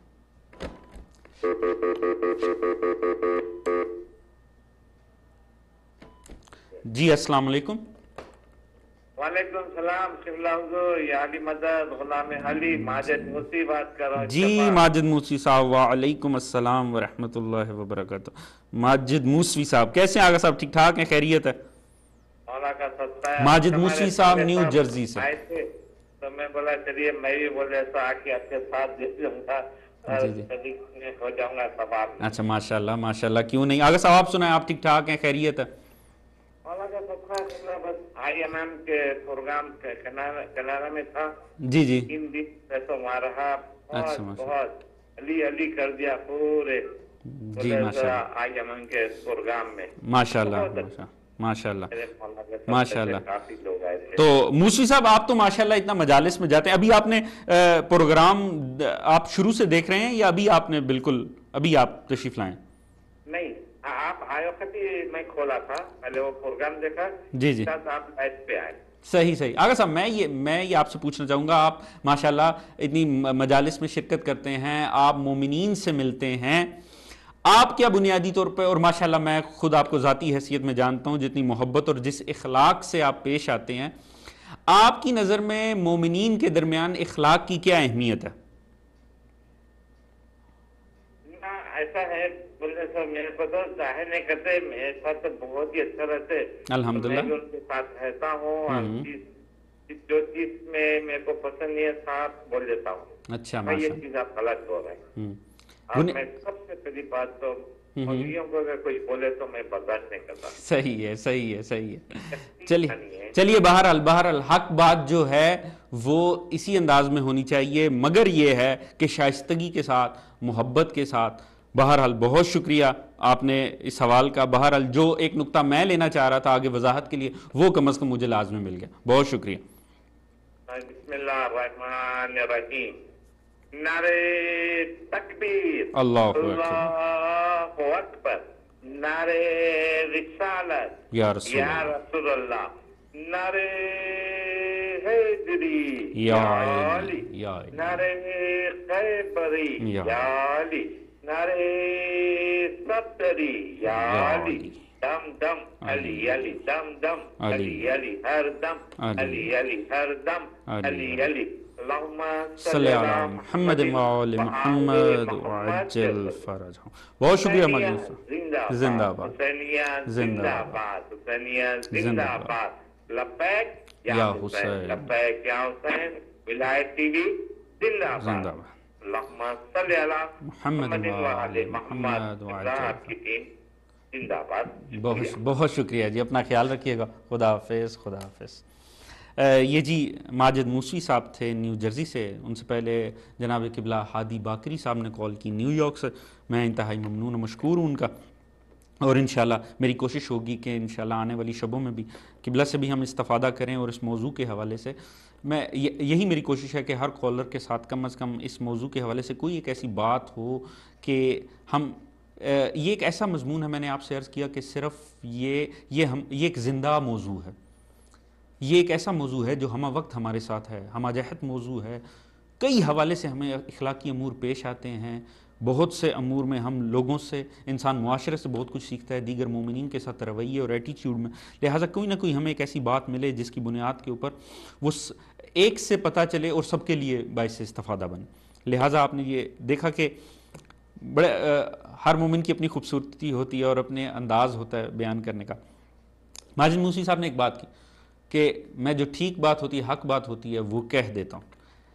یہ بھی اخلاق کا تقاضا ہے کہ انسان صحیح بات کو صحیح کرے، سچی بات کو سچے انداز میں کیا جائے اور لازمی کیا جائے۔ اخلاقی حوالے سے مد نظر رکھنے والی ایک بات ہے اور اہم بات ہے، وہ یہ کہ انسان چاہے بات حق ہی ہو، چاہے بات سچ ہی ہو، مگر اسے کرنے کا انداز بھی اتنا ہی حق اور خوبصورت ہونا چاہیے۔ صرف بات کا اٹ سیلف سچا ہونا لازمی نہیں ہے۔ آپ کسی کے اندر اگر کوئی ایسا ایک عیب دیکھیں، اگر آپ کو لگے کہ یہ جو اس سے عمل سرزد ہوا یہ ٹھیک نہیں ہوا، یہ عمل غلط سرزد ہوا، آپ جان لیں کہ یہ غلطی ہوئی، تو آپ یہ کہ مجھے تو حق بات کرنی ہے جیسے بھی ہو، اور سبھی کے سامنے ایک دم سے اس کے منہ پر یہ کہہ دیں، بنیادی طور پہ اسے اس کی غلطی انڈیکیٹ کریں۔ اب آپ کی نظر میں تو آپ غلطی انڈیکیٹ کر رہے ہیں، مگر بنیادی طور پہ آپ اس کے ساتھ دوستی نہیں نبھا رہے۔ مولا امیر کا فرمانا یاد رکھو، جو لوگوں کے سامنے تمہیں تمہاری غلطی بتائے یا اس سے تمہیں آشنا کرے، وہ تمہارا دوست نہیں ہو سکتا۔ یعنی اخلاق کا یہ تقاضا یہ ہے کہ حق بات کی جائے، احسن بات کی جائے، مگر یہ کہ احسن انداز میں کی جائے۔ اگر تو تربیت مقصود ہے، اگر تو معاشرے کو یہ بتانا مقصود نہیں ہے کہ وہ غلطی پہ، لہٰذا کوشش یہ ہونی چاہیے کہ حق بات کی جائے۔ آپ اپنے اعضاء خانوں میں، اپنے ماحول میں، اپنی کمیونٹی میں، اپنے دوستوں میں، اپنی محفل میں جب کوئی بات کریں، مگر اس بات کو مد نظر رکھیں کہ اگر فائدے کے لیے کر رہے ہیں تو محبت اور پیار سے۔ ہمارے پاس کچھ کالز، ہم اگلی کال لیتے ہیں۔ جی السلام علیکم۔ جی وعلیکم السلام مولانا، تسنیم نقوی ٹورنٹو سے بات کر رہی ہوں۔ بہت خوشی ہوئی آپ کو دیکھ کے، ہاں ٹی وی پہ، ولایت ٹی وی پہ، اور آپ نے خدمات پیش کی ولایت ٹی وی کو، اس کی بے انتہا خوشی ہے۔ ظاہر ہے آپ نے ٹائم دیں گے ہمیں، بہت جزاک اللہ، اللہ میاں یقیناً اس کو اجر دے گا۔ بہت شکریہ بہن، سمجھی، بس میری دعا ہے کہ یہ بہت اچھا چلے پروگرام، اور انشاءاللہ نارتھ امریکہ کے سب عالم ایک ہوں اور اہمیت سمجھیں ٹی وی کی کہ کتنا ضروری ہے میڈیا ہم لوگوں کے لیے۔ یقیناً انشاءاللہ آگے بڑھیں گے انشاءاللہ یہ ہم سب کے لیے باعث استفادہ ہوگا، اس میں کوئی شک نہیں ہے کہ اب کم از کم ہمیں میڈیا کی، جس طرح میں نے شروع میں تمہید میں عرض کیا، کہ ہمیں اس کی اہمیت کو سمجھنا ہوگا، کیونکہ یہ آج کا یہ بنیادی طور پہ یہ ایک محاذ ہے جو ہمارے سامنے کھلا ہوا ہے، اور اس کو تسخیر کرنا لازم ہے۔ لے کے چلیں اور اس میں مطلب ہیلپ کریں گے تو انشاءاللہ اور ہماری اور زیادہ انشاءاللہ ضرور، انشاءاللہ بہن کوشش یہ کیجئے گا، بہت شکریہ، اللہ تعالیٰ آپ کو سلامت رکھے۔ کوشش یہ کیجئے گا کہ موضوع کے ساتھ ضرور مربوط رہیں۔ کوئی ایسا سوال جو اس حوالے سے، کوئی ایسا واقعہ شیئر کرنا چاہیں، کوئی ایسی بات اخلاقی حوالے سے، وہ لازمی چاہے آج چاہے آنے والے دنوں میں لازمی کیجئے گا۔ ضرور، ایکچولی میں نے ابھی کھولا 5 منٹ پہلے ٹی وی کھولا ہے۔ جی ہمارا اخلاقیات کے حوالے سے ہمارا موضوع ہے، اور میں یہی چاہوں گا تمام کالر سے کہ وہ لازمی اخلاقی حوالے سے کوئی نہ کوئی بات ضرور کریں، کوئی اپنا تجربہ ضرور شیئر کریں، کوئی نہ کوئی اس حوالے سے آپ بیتی ضرور بیان کریں، یا کوئی ایسا اخلاقی امر جو وہ خود دوسروں میں دیکھنا پسند کریں یا اپنی ذات کو اس سے متصف کرنا چاہیں۔ آپ لازمی آنے والے دنوں میں، پہچان تو جبھی ہوتی ہے جب آدمی غصے میں ہوتا ہے۔ ویسے تو سب بہت اچھی طرح دیکھتے ہیں، سینٹرز میں جائیں تو سب لوگ اچھی طرح، لیکن جب کوئی اس طرح کا ایشو آ جائے، غصہ آ جائے، بس اس کے بعد تو وہ اخلاق بہت پیچھے رہ جاتا ہے۔ اور ہم اس کے اوپر لازمی بات کرتے ہیں۔ بہت شکریہ بہن، اپنا خیال رکھیے گا۔ جی السلام علیکم۔ جی السلام علیکم۔ جی وعلیکم السلام مولانا صاحب، میں بوسٹن سے بول رہی تھی، علیزہ حیدری۔ آپ کا topic one of the most important topic آج کل کے زمانے میں، اور میرا فیوریٹ ٹاپک ہے۔ پلیز ذرا، آئی نو آپ کی اردو بہت آسان ہے، لیکن بچیوں کے لیے تھوڑا اور آسان اردو ہی میں ضرور سمجھیں، بیکاز یہ ہمارے واقعی ہمارے سینٹر سے ہمارے امام بارگاہ سے یہ چیز ختم ہو رہی اور جو نظر آ رہی ہے. جی جی بہن، اس کی آپ بنیادی طور پہ آپ نے اس چیز کو ختم ہوتے دیکھا تو آپ نے اس کی وجہ کیا سمجھتی ہیں؟ آپ کو کیا لگتا ہے کہ ہمارے معاشرے میں وہ کون سی برائی ہے یا وہ کون سی اس کی ریزن کیا ہے، کس وجہ سے یہ چیز اٹھتی چلی جا رہی؟ مجھے لگ رہا ہے کہ آج کل آپ اس جگہ پہ جہاں پہ ہم بیٹھے ہوئے ہیں، ہمیں اس دنیا کا بہت فکر ہو گیا ہے. آخری دنیا کی کسی کو نہیں رہ گیا. ٹھیک ہے، آپ فکر میں یا اپنے واجبات میں بہت اچھے ہوں گے، لیکن اگر آپ کا اخلاق نہیں جا رہا اس جگہ پہ تو دین پھر آپ ایگزامپل بچوں کے لیے کیا دے رہے ہیں؟ جی جی جی. اور بہت سی ایسی چیزیں دیکھی ہیں کہ میری آنکھیں کھلی ہیں. I am not that old, لیکن ان سے ہمیں پتہ چلتا ہے کہ ہمیں اپنے آپ کو اور سے اور بہتر کرنا ہے. یقیناً. اور آئی تھنک سو اخلاق سب سے فرسٹ امپورٹنٹ چیز ہے. جی جی. کیونکہ آپ کتنے بھی متقی بندے ہو جائیں اور آپ میں اخلاق نہیں ہے، چاہے عورت ہو چاہے مرد ہو، تو اس کا کوئی فائدہ نہیں ہے. صحیح. اللہ نے آپ کا گناہ معاف نہیں کرنا اگر آپ کے کسی مومن دل کا دل دکھ ہے تو. یہ ایک بڑی اہم آپ بات زیادہ بہتر کہہ سکتے ہیں جی، لیکن ذرا تھوڑا اور آسان اردو میں تاکہ یہ ضرور بچیاں انشاءاللہ. کچھ سیکھیں. ضرور ضرور. بہت شکریہ بہن، بہت شکریہ. السلام علیکم. علیزہ حیدری تھیں بوسٹن سے. انہوں نے 2 وجوہات بیان کی. کیا وجہ ہے کہ ہم شاید یہ وجہ ہے کہ اخلاق اٹھتا چلا جا رہا ہے، ہم اخلاقیات سے دور ہوتے جا رہے ہیں کیونکہ ہم دنیاوی چیزوں میں زیادہ مشغول ہو گئے. شاید جس کی تشریح میں انہوں نے آگے خود یہ فرمایا کہ ہم بہت سارے دوسرے عوامل کے اوپر اس پر ہماری توجہ زیادہ ہے، بنیادی اخلاقیات سے توجہ ہٹتی چلی جا رہی ہے. یعنی دینی حوالے سے ہی فکر بھی دینی ہے، معاملات بھی دینی ہیں، مگر انتہائی آگے جانے کے چکر میں انتہائی بنیادی چیز کو چھوڑتے چلے جا رہے ہیں. یعنی وہ ظاہری اخلاق، ایک دوسرے سے سامنے ملنا، وہ پیار محبت، وہ ظاہری پن نہیں ہے اور انتہائی آگے کی سوچی جا رہی ہے، دین میں آگے بڑھا جا رہا ہے جبکہ وہ ممکن ہی نہیں ہے. میں نے آپ کے سامنے عرض کیا کہ اللہ رب العزت نے پیغمبر کی سیرت میں بھی ہمارے سامنے یہی چیز بیان کی. میں کوشش کروں گا کہ انشاءاللہ پہلے ہی انتہائی سادہ انداز میں میری کوشش ہے اور یقیناً بچوں کو بھی یہ باتیں پہنچے کہ پیغمبر کو بھی اللہ رب العزت نے 40 سال تک صرف اور صرف اخلاق کا مظاہرہ کروایا. اس کے بعد ظاہری دین کا آغاز کیا گیا. وجہ خدا تعالیٰ کا یہ واضح پیغام ہے کہ جہاں اخلاق نہیں ہے وہاں دین نہیں ہے. ممکن ہی نہیں ہے کہ آپ اخلاق سے متصف نہ ہو اور دیندار ہوں. ایک شخصیت کیسے دینی شخصیت ہو سکتی ہے جب اس کا ظاہری اخلاق ہی اچھا نہیں؟ ممکن ہی نہیں ہے، ایسا ناممکن ہے. اور یہ جیسے بہن نے اس بات کی طرف متوجہ کیا، یہ یقیناً کوئی ابس بات نہیں ہے، عامیانہ بات نہیں ہے. یہ ایسی بات نہیں ہے کہ جس کی طرف توجہ نہ کریں یا جس کو ہم بس یوں سن کے گزار دیں. یہ بات بالکل ٹھیک. ہم دینی فکر رکھتے ہیں، وہ لوگ حتیٰ جو واقعی دینی فکر بھی رکھتے ہیں، ہر وقت ان کو عقائد کی جستجو رہتی. یہ ہمارے عقائد ہیں تو کس وجہ سے ہیں، دوسرے باطل. شاید اب اس بات پہ اتنی توجہ نہیں رہتی کہ ہمارے عقائد کیا ہیں، اس پر زیادہ رہتی ہے کہ دوسرے باطل کس وجہ سے. لہٰذا کتابوں کے حوالے آپ کو ان سے ملیں گے. آپ کو ہر اختلافی موضوع کے اوپر وہ آپ کو ہر جگہ گفتگو کرتے نظر آئیں گے، ہر جگہ اپنی علمی بصارت کا مظاہرہ کرتے ہوئے نظر آئیں گے. حوالے اس انداز میں دیں گے کہ جیسے علم تمام ہو چکا ہے، مگر بنیادی طور پر بنیادی اخلاق سے آ رہی ہوں. بزرگوں سے آپ رویہ دیکھیں، چھوٹوں سے رویہ دیکھیں، علماء سے رویہ دیکھیں، ارد گرد افراد سے رویہ دیکھیں، انتہائی عامیانہ رویہ ہو.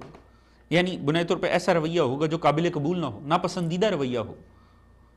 حتیٰ گھروں کے اندر ظاہری دیندار نظر آئیں گے یا یہ اس چیز کا اظہار کریں گے لوگوں کے سامنے کہ وہ دینی فہم رکھتے ہیں، دینی شعور رکھتے ہیں، یا وہ دینداری میں آگے بڑھ رہے ہیں، مگر بنیادی طور پہ انتہائی واضح قسم کے اخلاقی مسائل کا شکار ہوں گے.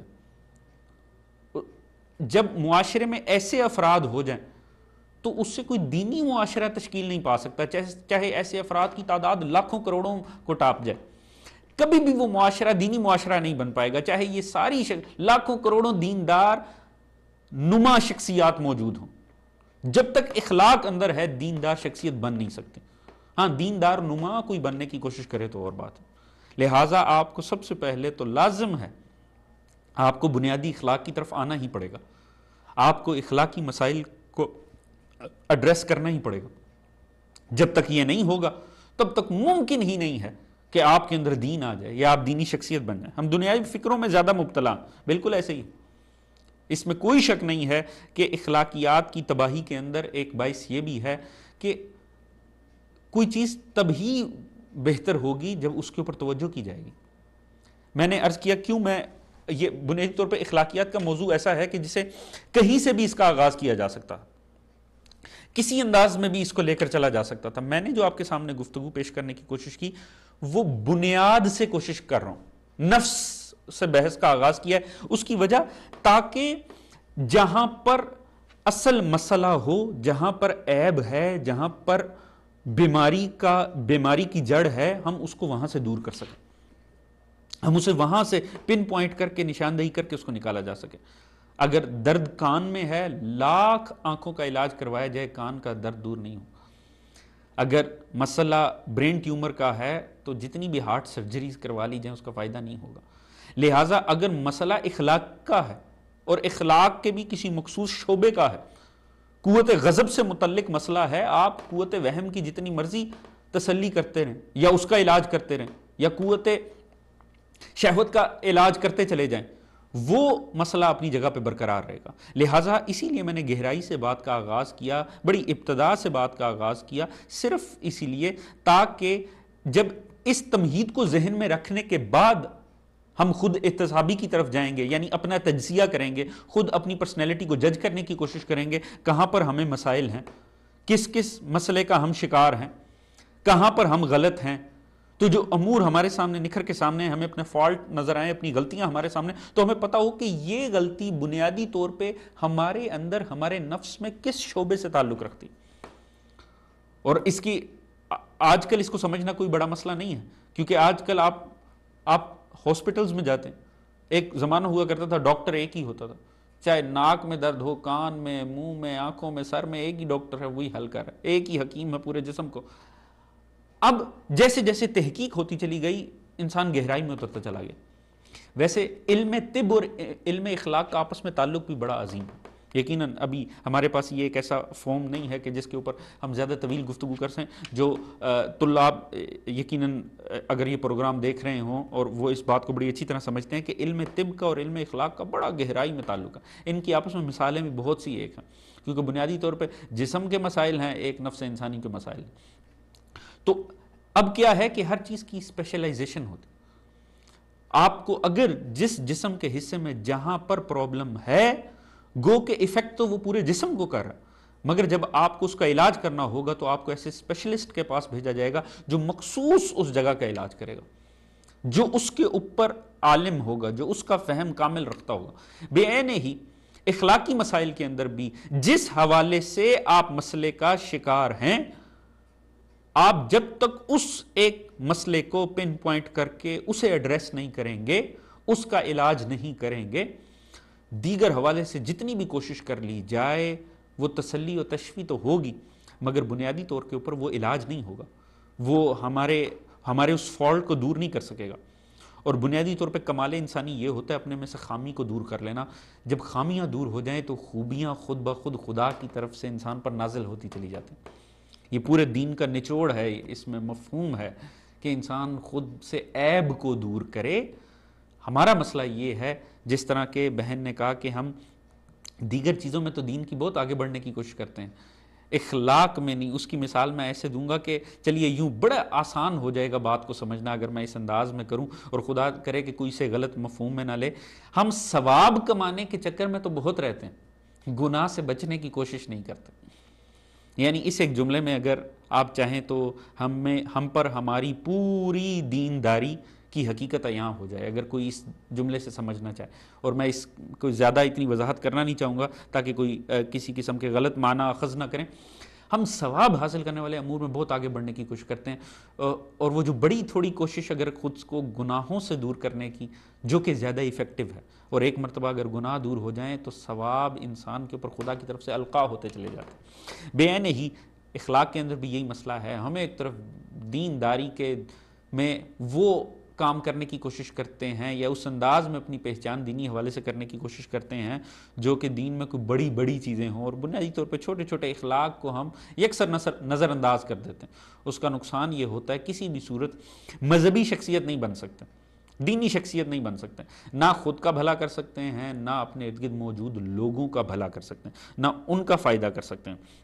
لہٰذا ابھی تک ہم نے یہ کم از کم 2 سے 3 باتیں, ایک بڑی وہ تسنیم نقوی صاحبہ نے ٹورانٹو سے جو کال کی تھی, معذرت چاہتا ہوں میرے ذہن سے نکل جاتا, کہ انہوں نے ایک جملہ کہا کہ اصلاً اخلاق کی پہچان تو غصے میں ہوتی. اب یہ بات اپنی جگہ اہمیت کی حامل ہے, اس میں کوئی شک و شبہ ہی نہیں ہے کہ انسان پہچانا ہی اس وقت جاتا ہے.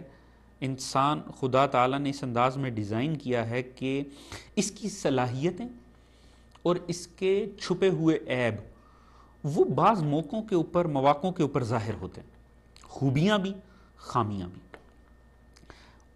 تسنیم نقوی صاحبہ نے فرمایا کہ غصے میں پہچان ہوتی ہے انسان کی اخلاق. ویسے تو ظاہراً ایک دوسرے کے اوپر آپ فیک بھی ایک رسمی قسم کا آپ کہہ لیجئے, انسان ہر کوئی ایک رسمی سی شخصیت کا لبادہ اپنے اوپر اوڑھ کر پھر رہا ہوتا ہے, لوگوں سے مل رہا ہوتا ہے, اپنی معاشرت میں اس انداز میں ایک دوسرے سے مل رہا ہوتا ہے, سب رسمی سا ہوتا ہے.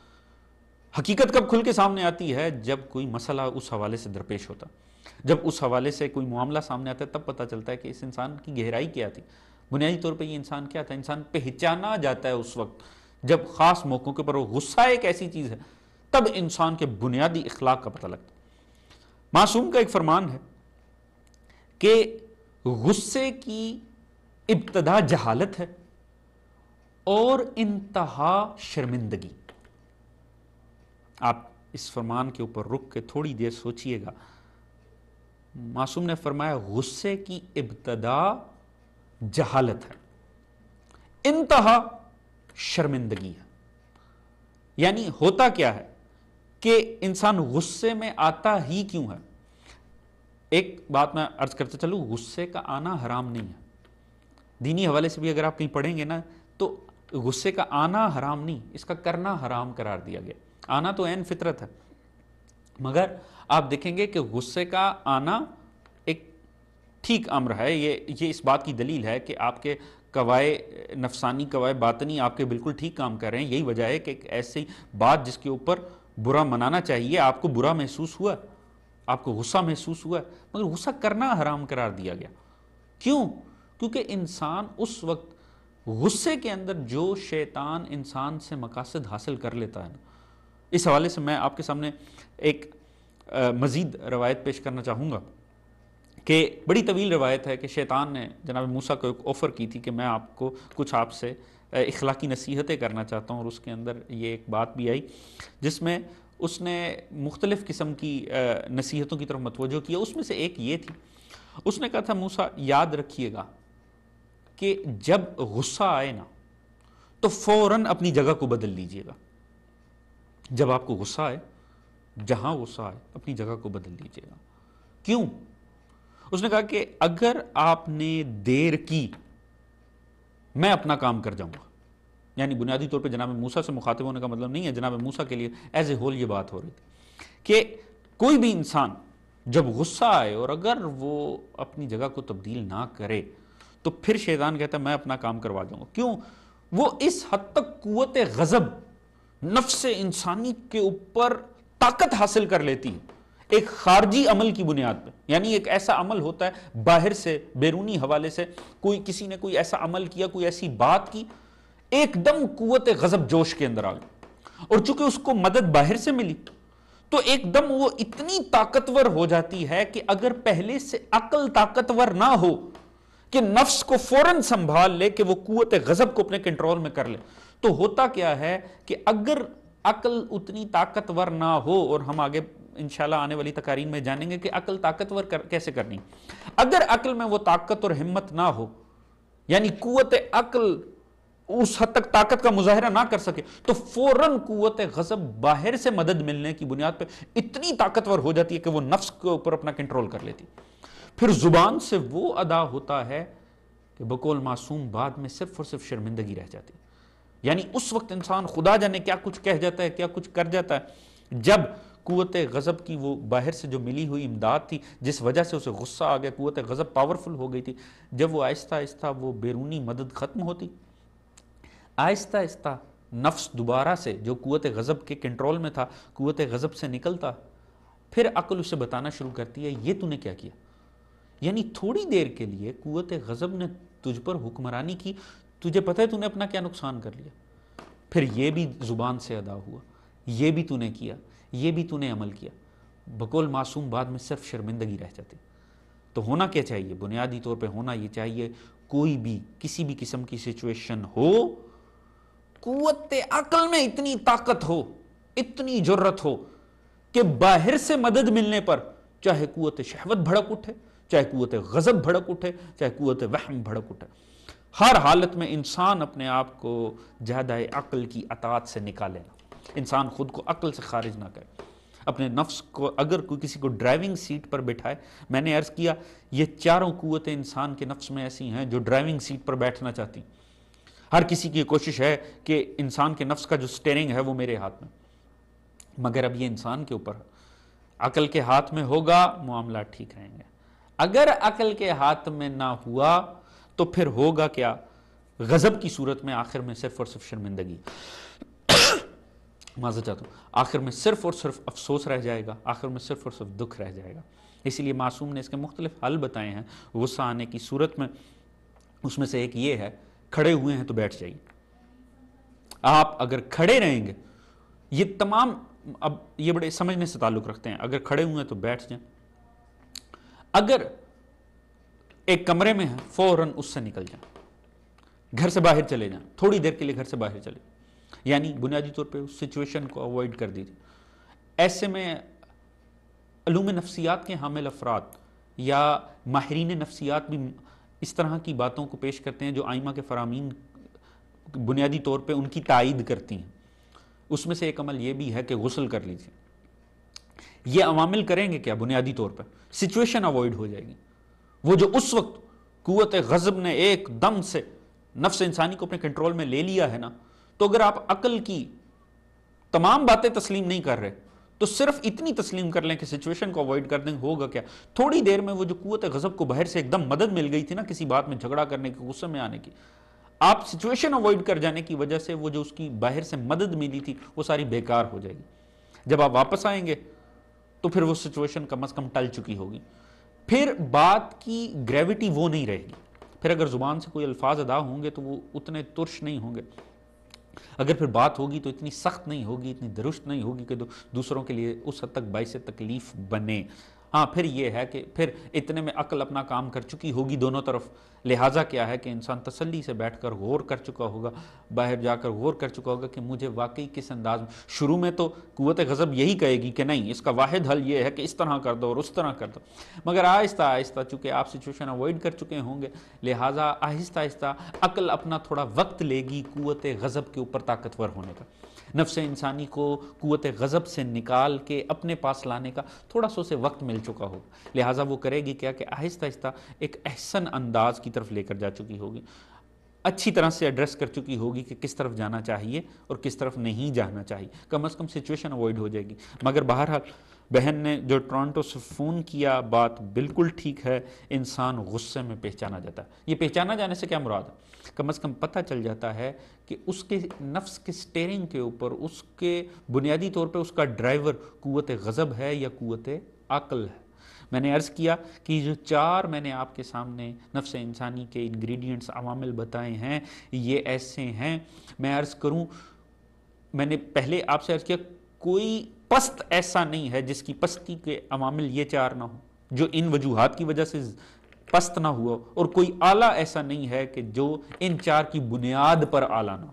لہٰذا کوئی بھی اخلاقی امر ہوگا، جیسے بہن نے غصے کا ذکر کیا، آپ کسی بھی حوالے سے کر لیں، یاد رکھیے آ جا کے پیچھے یہ جڑ میں یہ چار چیزیں ملیں گی.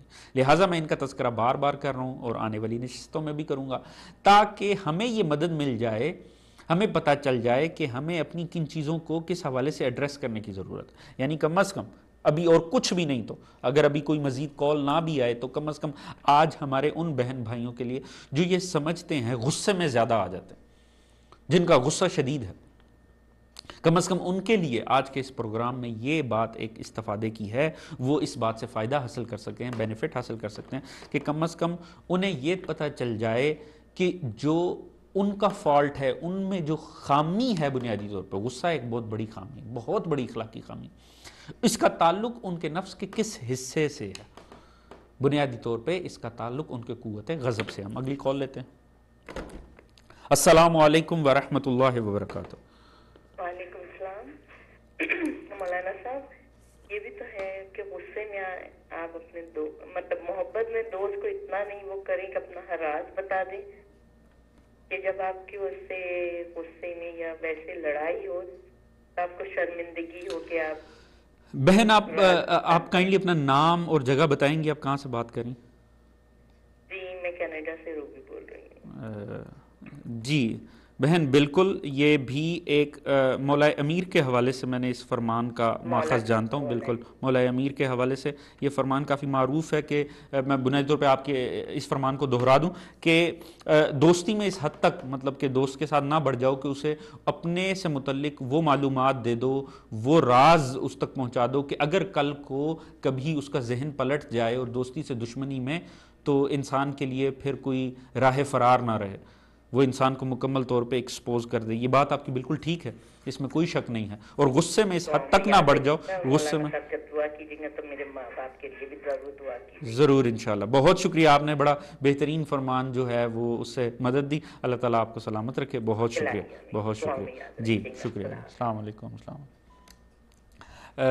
بہن نے کینیڈا سے کال کی اور انہوں نے مولا امیر کا ایک فرمان ہمارے سامنے پیش کیا جس میں یہ ہے کہ دوستی میں اس حد تک نہ بڑھو آگے، یعنی دوستی کے اندر بھی بعض اخلاقی حدود اور قیود کو مد نظر رکھنا لازمی ہے۔ یقیناً دوست کو خوبیاں بتانا تو کوئی بری بات نہیں ہے، وہ آپ کے لیے بھی فائدہ مند ہے، اس کے لیے بھی فائدہ مند ہے کہ اگر وہ آپ کا دوست ہے، ہم نشیں ہیں، اور وہ اگر آپ اس سے اپنی اخلاقی امور کو ڈسکس کریں اور اپنی کوئی اچھے پہلوؤں کا تذکرہ کریں تو یقیناً وہ بھی یہ کوشش کرے گا کہ اس کے اندر بھی آئیں، اور معصومین کا یہ فرمان ہے کہ انسان اپنے ماحول سے پہچانا جاتا ہے، لہٰذا اور ہوتا بھی یہ ہے کہ انسان اپنے جیسوں کے ساتھ محفل کرتا ہے، اپنے جیسوں کے ساتھ اٹھتا بیٹھتا ہے، اپنے جیسوں کے ساتھ دوستی کرتا ہے۔ بیلنس دوستی وہ ہوتی ہے جو اپنے جیسوں کے ساتھ ہو انسان کی، اور وہی عقل اور فکر کے مطابق ہوتی ہے، مگر اس کے اندر بھی حدود و قیود ہیں۔ معصوم نے، مولا امیر نے نفسیاتی حوالے سے ایک بڑی اہم بات کی طرف مطلع کیا ہے کہ دوستی میں بھی اس حد تک مت آگے بڑھو، یعنی دوست سمجھ کے اپنے ایسے رذائل سے آگاہ نہ کرو۔ اگر معاذ اللہ ثم معاذ اللہ کردار کے اندر کوئی ایسا گوشہ ہے کہ جس سے خوشبو نہیں بدبو آتی ہے تو لازمی نہیں ہے اسے اپنے دوست پر بھی ایکسپوز کر دیا جائے۔ ہو سکتا ہے آپ تو اس چیز کو دور کر دیں، آپ تو اپنے نفس میں سے اس کو نکال کے باہر پھینک دیں، ہو سکتا ہے قوت شہوت سے ریلیٹڈ آپ کا کوئی ایسی آپ کے ساتھ کوئی ایسا مسئلہ ہو جسے آپ دور کر لیں، کوئی ایسی برائی آپ کی فکر قوت وہمہ کے ساتھ ہو جسے آپ بعد میں دور کر لیں، آپ تو دور کر لیں، مگر کل کو وہ دشمن ہونے کی بنیاد پہ پورے معاشرے کے سامنے آپ کے ان مسائل کو سب کے سامنے بیان کرے اور آپ کے ان رذائل کو سب کے آگے بیان کرے، آپ کے لیے باعث شرمندگی ہو۔ لہٰذا دوست کے ساتھ بھی جو حدود و قیود ہیں انہیں بہرحال عقل و فکر کے اندر اور اخلاق کے اندر رکھا جائے۔ بے عینی ہی دشمنی میں بھی اگر کسی کے ساتھ دشمنی ہے، اول ہونی نہیں چاہیے۔ معصومین کی نظر میں دشمنی کی بنیاد صرف اور صرف محبت، اور دشمنی کی بنیاد خدا تعالیٰ کی ذات ہو۔ اگر کسی سے محبت ہو تو خدا کے لیے، اگر کسی سے دشمنی اور ناراحتی ہو خدا کی بنیاد پہ۔ اگر کسی سے ناراحتی ہے، شکر رنجی ہے، کسی کے ساتھ ناراضگی ہے، کسی کے ساتھ غصہ ہے، اس بات کو مد نظر رکھا جائے، اتنا نہ آگے بڑھ جائیں دشمنی میں کہ آپ اس کے ساتھ ظلم کی حد تک، اس حد تک آگے بڑھ جائیں کہ کل کو ہو سکتا ہے خدا تعالیٰ حالات ایسے پیدا کرے آپ ہی کی مجبوری ہو جائے اس کے در پہ جانا، آپ کو اس کو دوست بنانا پڑ جائے، یا ہو سکتا ہے وہ ایک دوسرے سرکل سے تعلق رکھتا ہو، آپ ایک دوسرے سرکل سے، ہو سکتا ہے کل کو وہ آپ کے سرکل میں داخل ہو جائے یا آپ اس کے سرکل میں داخل ہو جائیں اور اس سے آشنائی ہو جائے، تو یہ نہ ہو کہ پھر آپ ماضی میں کچھ اس حد تک زیادتیوں کا شکار، اس کے حوالے سے آپ نے اتنی زیادتیاں کی ہوں کہ آپ کو اخلاقی حوالے سے آپ کا نفس آپ کو جینے ہی نہ دے۔ آپ کو بتائے اور آپ کا نفس آپ کو شرمندہ کرے، آپ مجرم بن جائیں، اپنے نفس کے مجرم بن جائیں کہ میں کس انداز میں کون کون سی زیادتیاں برتتا رہا ہوں۔ لہٰذا اس فرمان کا جو بہن نے کینیڈا سے ذکر کیا، مولا معصوم کے اس فرمان کا لب لباب یہی ہے کہ بہرحال اپنی دوستی اور دشمنی کے اندر بھی اخلاق کا مظاہرہ ہو۔ اخلاق میں نے اس لیے عرض کیا زندہ موضوع ہے، اگر مومنین اس کے اندر شامل ہوں گے، اپنی آراء کو بیان کریں گے، معصومین کے فرامین بیان کریں گے اپنے، اور میں یہ چاہوں گا کہ آپ ایک سوال میں آپ کے آگے رکھتا ہوں، آج کی نشست میں یا آنے والی آج کی نشست تو تقریباً ہماری تھوڑی دیر میں تمام ہو جائے گی، لہٰذا کوشش کیجیے گا کہ جو مومنین کال کرنا چاہتے ہیں جلدی کریں۔ کل اور اس سے وابستہ جتنی بھی آگے شبیں ہمارے پاس تقریباً 8 سے 10 شبوں تک میں آپ کی خدمت میں حاضر ہوں گا انشاءاللہ۔ اس میں یہ ہے کہ ایک سوال تو یہ ہے کہ آپ یہ بتائیے کہ جب آپ کسی سے ملتے ہیں تو اخلاقی حوالے سے وہ کون سی خوبی ہے جسے آپ سب سے زیادہ نوٹ کرتے ہیں؟ وہ کون سی ایسی ایک اعلیٰ صفت ہے جو آپ کا مطمع نظر ہوتی، جو آپ تلاش کرتے ہیں دوسروں میں؟ یا ان جرنل وہ کون سی خصوصیت یا صفت ہے جو آپ کو بہت اچھی لگتی ہے اخلاقی حوالے سے؟ یا اخلاقی حوالے سے وہ کون سا عیب ہے، وہ کون سی پستی ہے جو آپ کو کسی ذات میں بری لگتی ہے یا آپ چاہتے ہیں کہ کسی میں بھی نہ ہو، وہ ایس سچ اتنی بری ہے؟ میں نے عرض کیا زندہ موضوع ہے، ایک ایسا موضوع ہے جس سے ہم سب کا تعلق ہے، اٹھتے بیٹھتے معاشرے میں، ہمارے کاروبار پہ، بزنس میں، تعلیمی اداروں میں، ہمارے کمیونٹی سینٹرز میں، اور جو میں زیادہ یہ گفتگو بنیادی طور پہ اس کا تعلق ہمارے کمیونٹی سینٹرز سے، میرے یہ بات کرنے کا مقصد اور اس موضوع کو آپ کے سامنے لانے کا مقصد یہ ہے کہ جو مومنین کا آپس میں ربط ہے، مومنین کا آپس کے اندر جو معاملات ہیں، یہ جو ہمارے آپس میں معاشرے میں اور آئلی زندگی کے آپسی معاملات ہیں، ان کے حوالے سے لازمی گفتگو کریں، کیونکہ تبھی ہم اپنے اس موضوع کو بابرکت بنا سکتے ہیں، پوزیٹیو بنا سکتے ہیں ایک دوسرے کے لیے۔ یعنی اگر ہم ایز اے ہول پوری دنیا میں تلاش کرنے بیٹھ جائیں تو شاید معاملہ بہت آگے بڑھ جائے گا، ہزاروں لاکھوں باتیں ہیں، کس حد تک جائیں گے اور کہاں تک جائیں گے۔ ان امور کا لازمی تذکرہ ہو جو ہمارے روزمرہ زندگی سے تعلق رکھتے ہیں، مومنین کے باہمی تعلق سے، کیونکہ جیسا کہ بہن نے بوسٹن سے کال کی تھی علیزہ حیدری نے، اور انہوں نے بھی یہی فرمایا تھا کہ آج ہمارے سینٹر سے یہ چیز اٹھتی چلی جا رہی، ہمارے باہمی تعلقات میں اخلاقی حوالے سے انتہائی کوتاہیوں کا ہم شکار ہوتے چلے جا رہے ہیں، اور مختلف اس کی وجوہات ہیں، مگر یہ بات انتہائی مد نظر رکھنے کی ہے کہ یہ ایک حقیقت ہے، آپ اسے ڈینائی نہیں کر سکتے۔ ہر انسان لازمی بہت سی کہانیاں رکھتا ہے اخلاقی حوالے سے، جیسا کہ آپ نے دیکھا کہ ابھی یہ 3-4 جو کالز تھیں، تقریباً 5 کالز آئیں، ہم نے ہر کال کے حوالے سے اس کے اوپر گفتگو کی، جو بھی ایک بات اخذ میں کر پایا میں نے آپ کے سامنے طالب علمانہ سی گزارشات پیش کرنے کی کوشش کی۔ انشاءاللہ اسی طرح یاد رکھیے ہر انسان اخلاق کا ایک موضوع اپنے ساتھ لیے بیٹھا ہے، بس ہم جتنا آپس میں شیئر کرتے چلے جائیں اور اس نیت سے کرتے چلے جائیں کہ یہ دوسروں کے لیے بھی باعث استفادہ ہو۔ میں نے شروع میں ایک بات آپ سے عرض کی، تمام موضوع آپس میں مربوط ہے کہ امر بالمعروف نہی عن المنکر، یہ ہمارا واجبی شرعی فریضہ۔ اگر خدا تعالیٰ نے ہمیں ایک احسن انسان خلق کیا ہے، ہم سمجھتے ہیں ہماری عقل الحمدللہ ٹھیک کام کر رہی ہے، خدا کی ہم پر رحمتیں اور برکتیں ہیں، تو کچھ تو اس کا حق ادا ہونا ہی چاہیے۔ تو یہ جو آپ بنیادی طور پہ فون کر کے بھی ابھی یہ 5 برادر اور بہنیں جنہوں نے یہ کال کی ہیں، یہ امر بالمعروف کے زمرے میں آئے گا۔ یہ ان سب نے ہمیں ایک ایک ایسی بات دی ہے جو کہ ہمارے اور ہماری پوری کمیونٹی کے لیے باعث استفادہ ہے۔ کم از کم انہوں نے اپنا حق ادا کیا، اب یہ سمجھنے والوں کے اوپر ہے کہ وہ اس کو سمجھتے ہیں یا نہیں سمجھتے، مگر بہرحال کم از کم ہمیں سیکھنے کا موقع تو ملا۔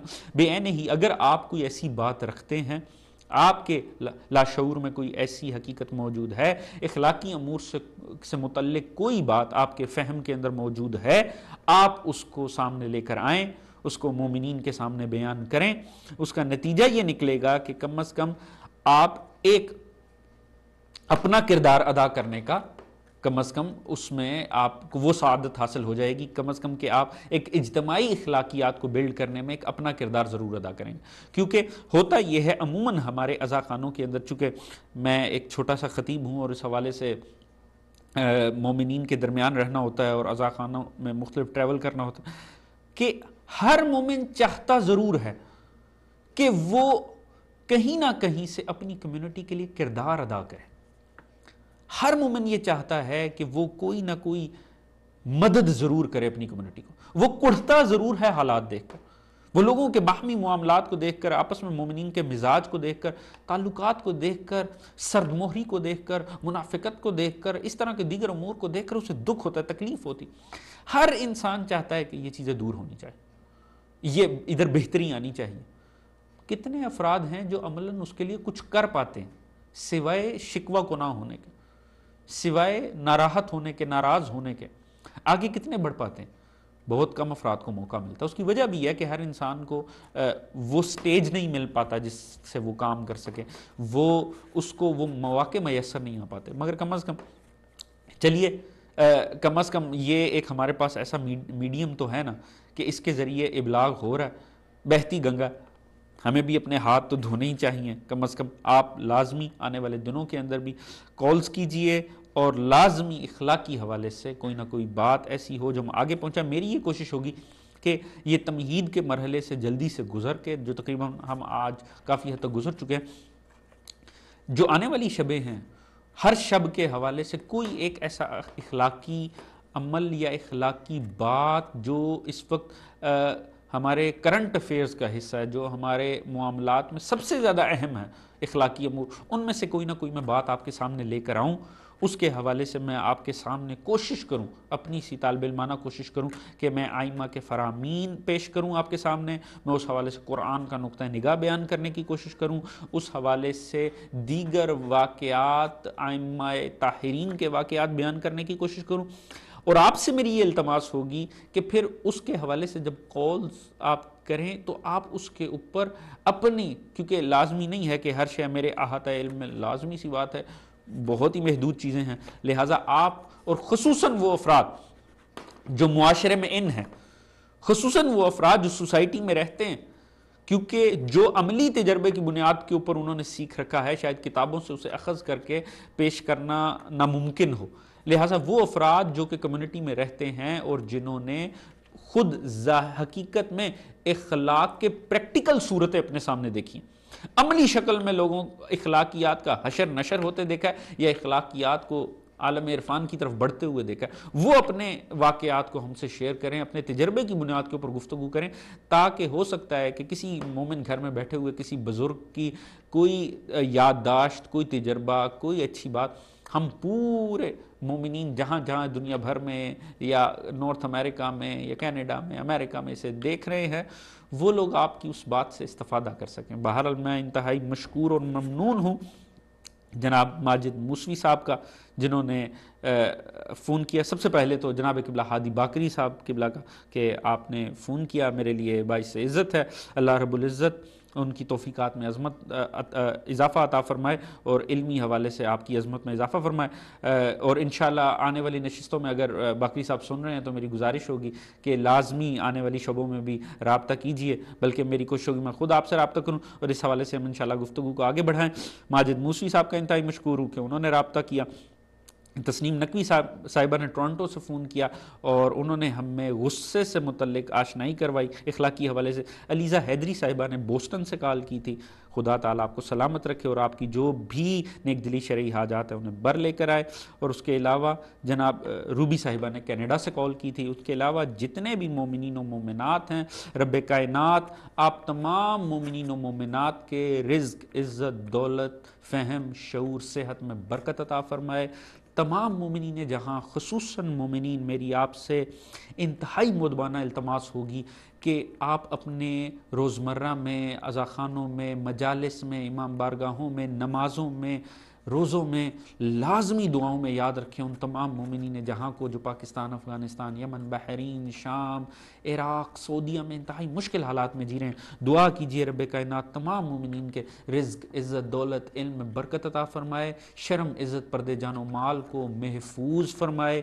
سوائے غم آل محمد کے کوئی غم عطا نہ فرمائے، اور لاکھوں کروڑوں دعاؤں کی ایک دعا کہ حضرت صاحب عصر امام زمانہ علیہ الصلوۃ والسلام کا ظہور جلد فرمائے، ہم سب کو آپ کی سپاہ میں شامل فرمائے، ہم سب کو آپ کے منتظرین میں شمار فرمائے، سوائے غم آل محمد کے کوئی غم عطا نہ فرمائے، تمام مومنین جہاں کو آپس میں پیار، محبت، اخلاق، اخوت، مودت سے رہنے کی توفیق عطا فرمائے، اور ہمیں ایک ایسا معاشرہ بلڈ کرنے کی توفیق عطا فرمائے، ہمیں ایک ایسا ماحول بلڈ کرنے کی توفیق عطا فرمائے، ایک ایسی سوسائٹی ہم بلڈ کریں کہ جس میں ہماری آنے والی نسلیں بھی علوم آل محمد کے عین مطابق زندگی گزار سکیں۔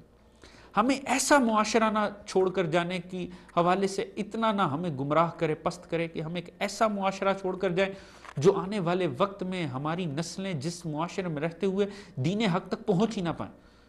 یہ نہ ہو کہ یہ معاشرہ ہمارا روایتوں کا شکار ہو جائے، اس طرح کی معاملات کا شکار ہو جائے، ہم ثقافت و روایتوں میں پڑھ کر حقیقی دین سے دور ہو جائیں، اصل اخلاقی دینی معاشرہ قائم کرنے کی بجائے بوگس روایات، معاشرتی نہ خدا کی نظر میں ناپسندیدہ مگر معاشرے کی نظر میں پسندیدہ اقدار کے حوالے سے کوئی ایسا معاشرہ بنا جائیں جس کے اندر رہ کر ایک مومن کا سانس لینا مشکل ہو جائے، آنے والی نسلوں کا اس کے اندر جینا مشکل ہو جائے۔ خدا کرے کہ ہم کہیں ایسا معاشرہ نہ چھوڑ کر جائیں، بلکہ کوئی ایک ایسا معاشرہ چھوڑ کر جائیں جو آنے والے ہمارے ان بچوں کے لیے جو ہمارے گھروں میں موجود ہیں، جن کی فکر ہے، جن کی پرورش کی، جن کی تربیت کی، جن کے اخلاق کی فکریں ان کے ماں باپ کو کھائے جا رہی ہیں، خدا کرے کہ ہم ایک ایسا معاشرہ بنا کر جائیں، ایک ایسی سوسائٹی بلڈ کریں جس کے اندر ہمارا معاشرہ اور دین کے تقاضوں کے اندر کوئی فرق نہ ہو۔